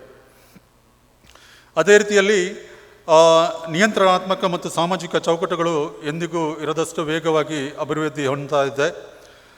ಎಲ್ಲದರ ನಡುವೆ ಜಾಗತಿಕ ತೊಡಗಿಸಿಕೊಳ್ಳುವಿಕೆ ಐತಿಹಾಸಿಕವಾಗಿ ಕಡಿಮೆ ಆಗ್ತಿದೆ, ಅಂದರೆ ಎಂಗೇಜ್ಮೆಂಟ್. ಸೊ ಅದು ತುಂಬ ಕಡಿಮೆ ಆಗ್ತಿದೆ.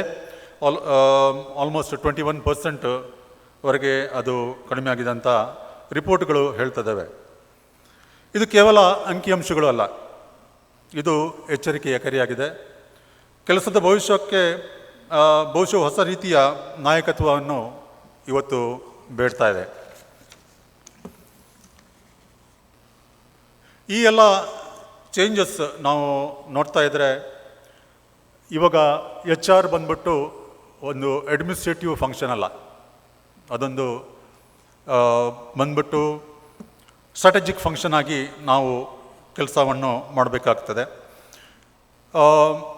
ನಾವು ಇವತ್ತಿನ ಪರಿಸ್ಥಿತಿಯಲ್ಲಿ ನೋಡಬೇಕಂತ ಹೇಳಿದ್ರೆ HR ಆಗಿ ನಾವು ನಮಗೆ ಮುಂಚೆ ನಾವು ತುಂಬ ಕಂಪ್ಲೇಂಟ್ ಮಾಡ್ತಿದ್ದೋ ನಮಗೆ ಗೌರವ ಸಿಗ್ತಾಯಿಲ್ಲ, ಏನು ಮಾಡ್ತಾಯಿಲ್ಲ.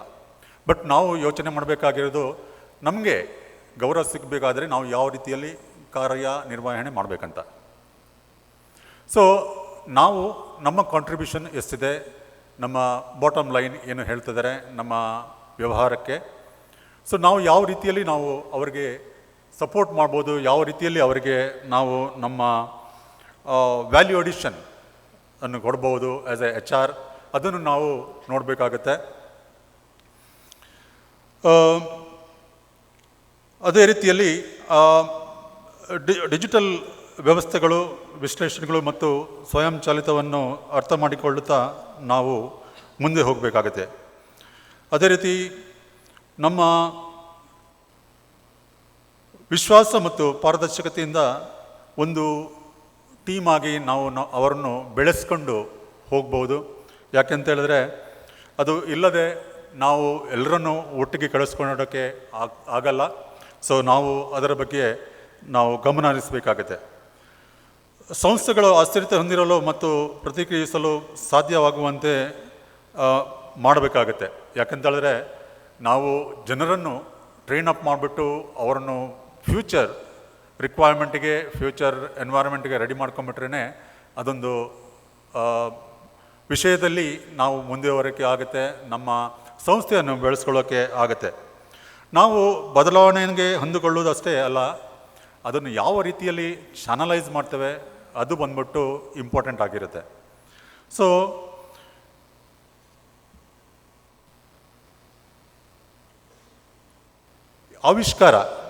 ಆವಿಷ್ಕಾರದ ಬಗ್ಗೆ ನಾನು ಹೇಳಬೇಕಾದ್ರೆ ಚಾನಲ್ನಲ್ಲಿ ಆವಿಷ್ಕಾರವನ್ನು ನಾವು ಮಾತಾಡುವಾಗ ಅದೊಂದು ಇವತ್ತಿನ ಡೇಟಿಗೆ, ಇವತ್ತಿನ ಪರಿಸ್ಥಿತಿಗೆ ಅದೊಂದು ಬಜ್ವರ್ಡ್ ಅಲ್ಲ, ಅದೊಂದು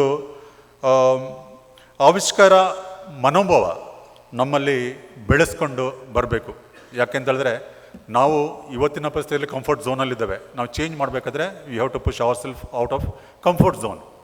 If you don't want to push ourselves with the comfort zone, we will not be able to achieve, bring the changes in our life. So, ಹಳೆಯದನ್ನು ಪ್ರಶ್ನಿಸಿಕೊಳ್ಳುವ ಒಂದು ಧೈರ್ಯವನ್ನು ನಾವು ತರಬೇಕಾಗುತ್ತೆ. ಆ ಸಾಧ್ಯತೆಯನ್ನು ಕಲ್ಪಿಸಿಕೊಳ್ಳುವ ಧೈರ್ಯವನ್ನು ನಾವು ಬೆಳೆಸ್ಕೋಬೇಕಾಗುತ್ತೆ. ನಮ್ಮನ್ನು ನಾವು ಆ ಧೈರ್ಯ ಇದೆಯಾ ಅಂತ ನಾವು ಪ್ರಶ್ನಿಸಿಕೊಳ್ಬೇಕಾಗುತ್ತೆ. ನಾವು ಕೆಲವು ಉದಾಹರಣೆಗಳನ್ನು ನೋಡಬೇಕಂತ ಹೇಳಿದ್ರೆ, ನಾವು ಹೇಗೆ ಸಂಘರ್ಷಣೆ ಇಲ್ಲದೆ, ಡಿಲೇ ಇಲ್ಲದೆ ನಾವು ಆನ್ ಬೋರ್ಡಿಂಗ್ ಪ್ರೋಸೆಸ್ಸನ್ನು ಮಾಡ್ಕೋಬೋದು. ನಾವು ನಮಗೆ ಜನರಲಿ ಪ್ರಾಬ್ಲಮ್ ಬರುವಂಥದ್ದು ಆನ್ ಬೋರ್ಡಿಂಗ್ ಮಾಡಬೇಕಂತ ಹೇಳಿದ್ರೆ ಜನರು ಸಿಗಲ್ಲ ನಮಗೆ ಓರಿಯೆಂಟೇಷನ್ ಮಾಡಬೇಕಾದ್ರೆ. ನಾವು ಪ್ರತಿ ಸಲ ನಾವು ವೆಯ್ಟ್ ಮಾಡಬೇಕಾಗತ್ತೆ ಜನರನ್ನು. ಅವರು ಯಾವ ರೀತಿಯಲ್ಲಿ ಸಹಕರಿಸ್ತಾರೆ ಅದು ಗೊತ್ತಿಲ್ಲ. ಅಂಥ ಪರಿಸ್ಥಿತಿಯಲ್ಲಿ ನಾವು ರೆಕಾರ್ಡ್ ಮಾಡಿಬಿಟ್ಟು, ವಿಡಿಯೋಗ್ರಾಫ್ ಮಾಡಿಬಿಟ್ಟು, ಅವರ ಆ ಡಿಪಾರ್ಟ್ಮೆಂಟಿನ ವಿಡಿಯೋ ಮಾಡಿಬಿಟ್ಟು ನಾವು ಯೂಸ್ ಮಾಡ್ಬೋದಾ ಅಂತ ಅದು ಒಂದು ವಿಚಾರ. ಅದೇ ರೀತಿಯಲ್ಲಿ ನಾವು ಅದರ ಬಗ್ಗೆ ವರ್ಕ್ ಮಾಡೋಕ್ಕೆ ಹೋಗ್ತೇವೆ. AI ವಿಶ್ಲೇಷಣೆಗಳು, ತೆರೆಯುವಿಕೆ, ಕೌಶಲ್ಯ ಅಂತರಗಳು ಹಾಗೂ ಸಂರಕ್ಷಣಾ ಉಪಾಯಗಳನ್ನು ಊಹಿಸಿ ಹೇಗೆ ಸಹಾಯ ಮಾಡ್ಬೋದು ಅದರ ಬಗ್ಗೆ ಯೋಚನೆ ಮಾಡಬೇಕಾಗತ್ತೆ. ಮತ್ತು ಉದ್ಯೋಗಗಳ ಪ್ರಮಾಣವನ್ನು ಅರ್ಥ ಮಾಡಿಕೊಂಡು ಮತ್ತು ವೈಯಕ್ತಿಕವಾಗಿ ನಾವು ಎಂಪ್ಲಾಯೀಸ್ಗೆ ನಾವು ಯಾವ ರೀತಿಯಲ್ಲಿ ಸಹಾಯ ಮಾಡ್ಬೋದು ಅವರ ಕೆರಿಯರ್ ಗ್ರೋತಲ್ಲಿ, ಅದನ್ನು ನಾವು ಯೋಚನೆ ಮಾಡಿಬಿಟ್ಟು ಮುಂದುವರಿಬೇಕಾಗಿದೆ. ಸೊ ಒಟ್ಟಿನಲ್ಲಿ HR ಆವಿಷ್ಕಾರಾತ್ಮಕವಾಗಿರುವಾಗ ಸಂಸ್ಥೆಗಳು ಬೆಳೀತಾ ಇದ್ದರೆ, ಆ್ಯಸ್ ಎ HR ಸಂಸ್ಥೆಗಳು ಅಪ್ರತಿಮವಾಗಿದೆ, ನಮ್ಮನ್ನು ಹಿಡಿಯೋಕ್ಕೆ ಯಾರಿಂದಲೂ ಸಾಧ್ಯವಾಗಿರಲ್ಲ.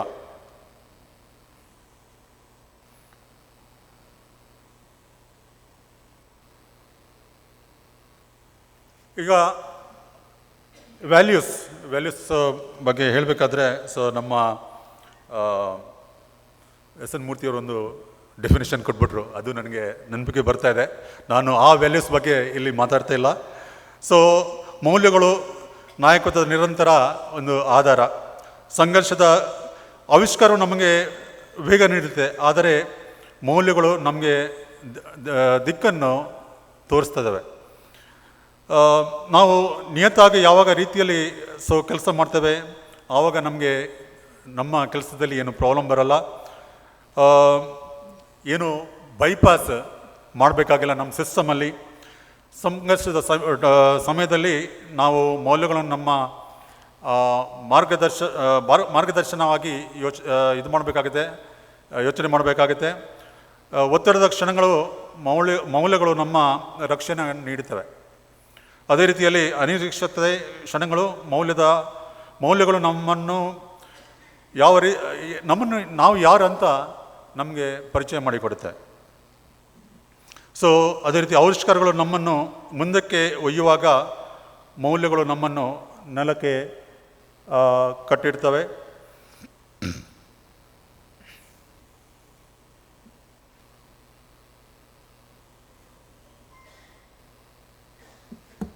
ನಾನು ಇದರ ಬಗ್ಗೆ ಜಾಸ್ತಿ ಇದು ಮಾಡೋಕ್ಕೆ ಹೋಗಲ್ಲ. So ethical leadership, human centric approach, ಯಾಕೆಂದರೆ ಅದು ನಮ್ಮ ಆದ್ಯ ಕರ್ತವ್ಯ. ಸೊ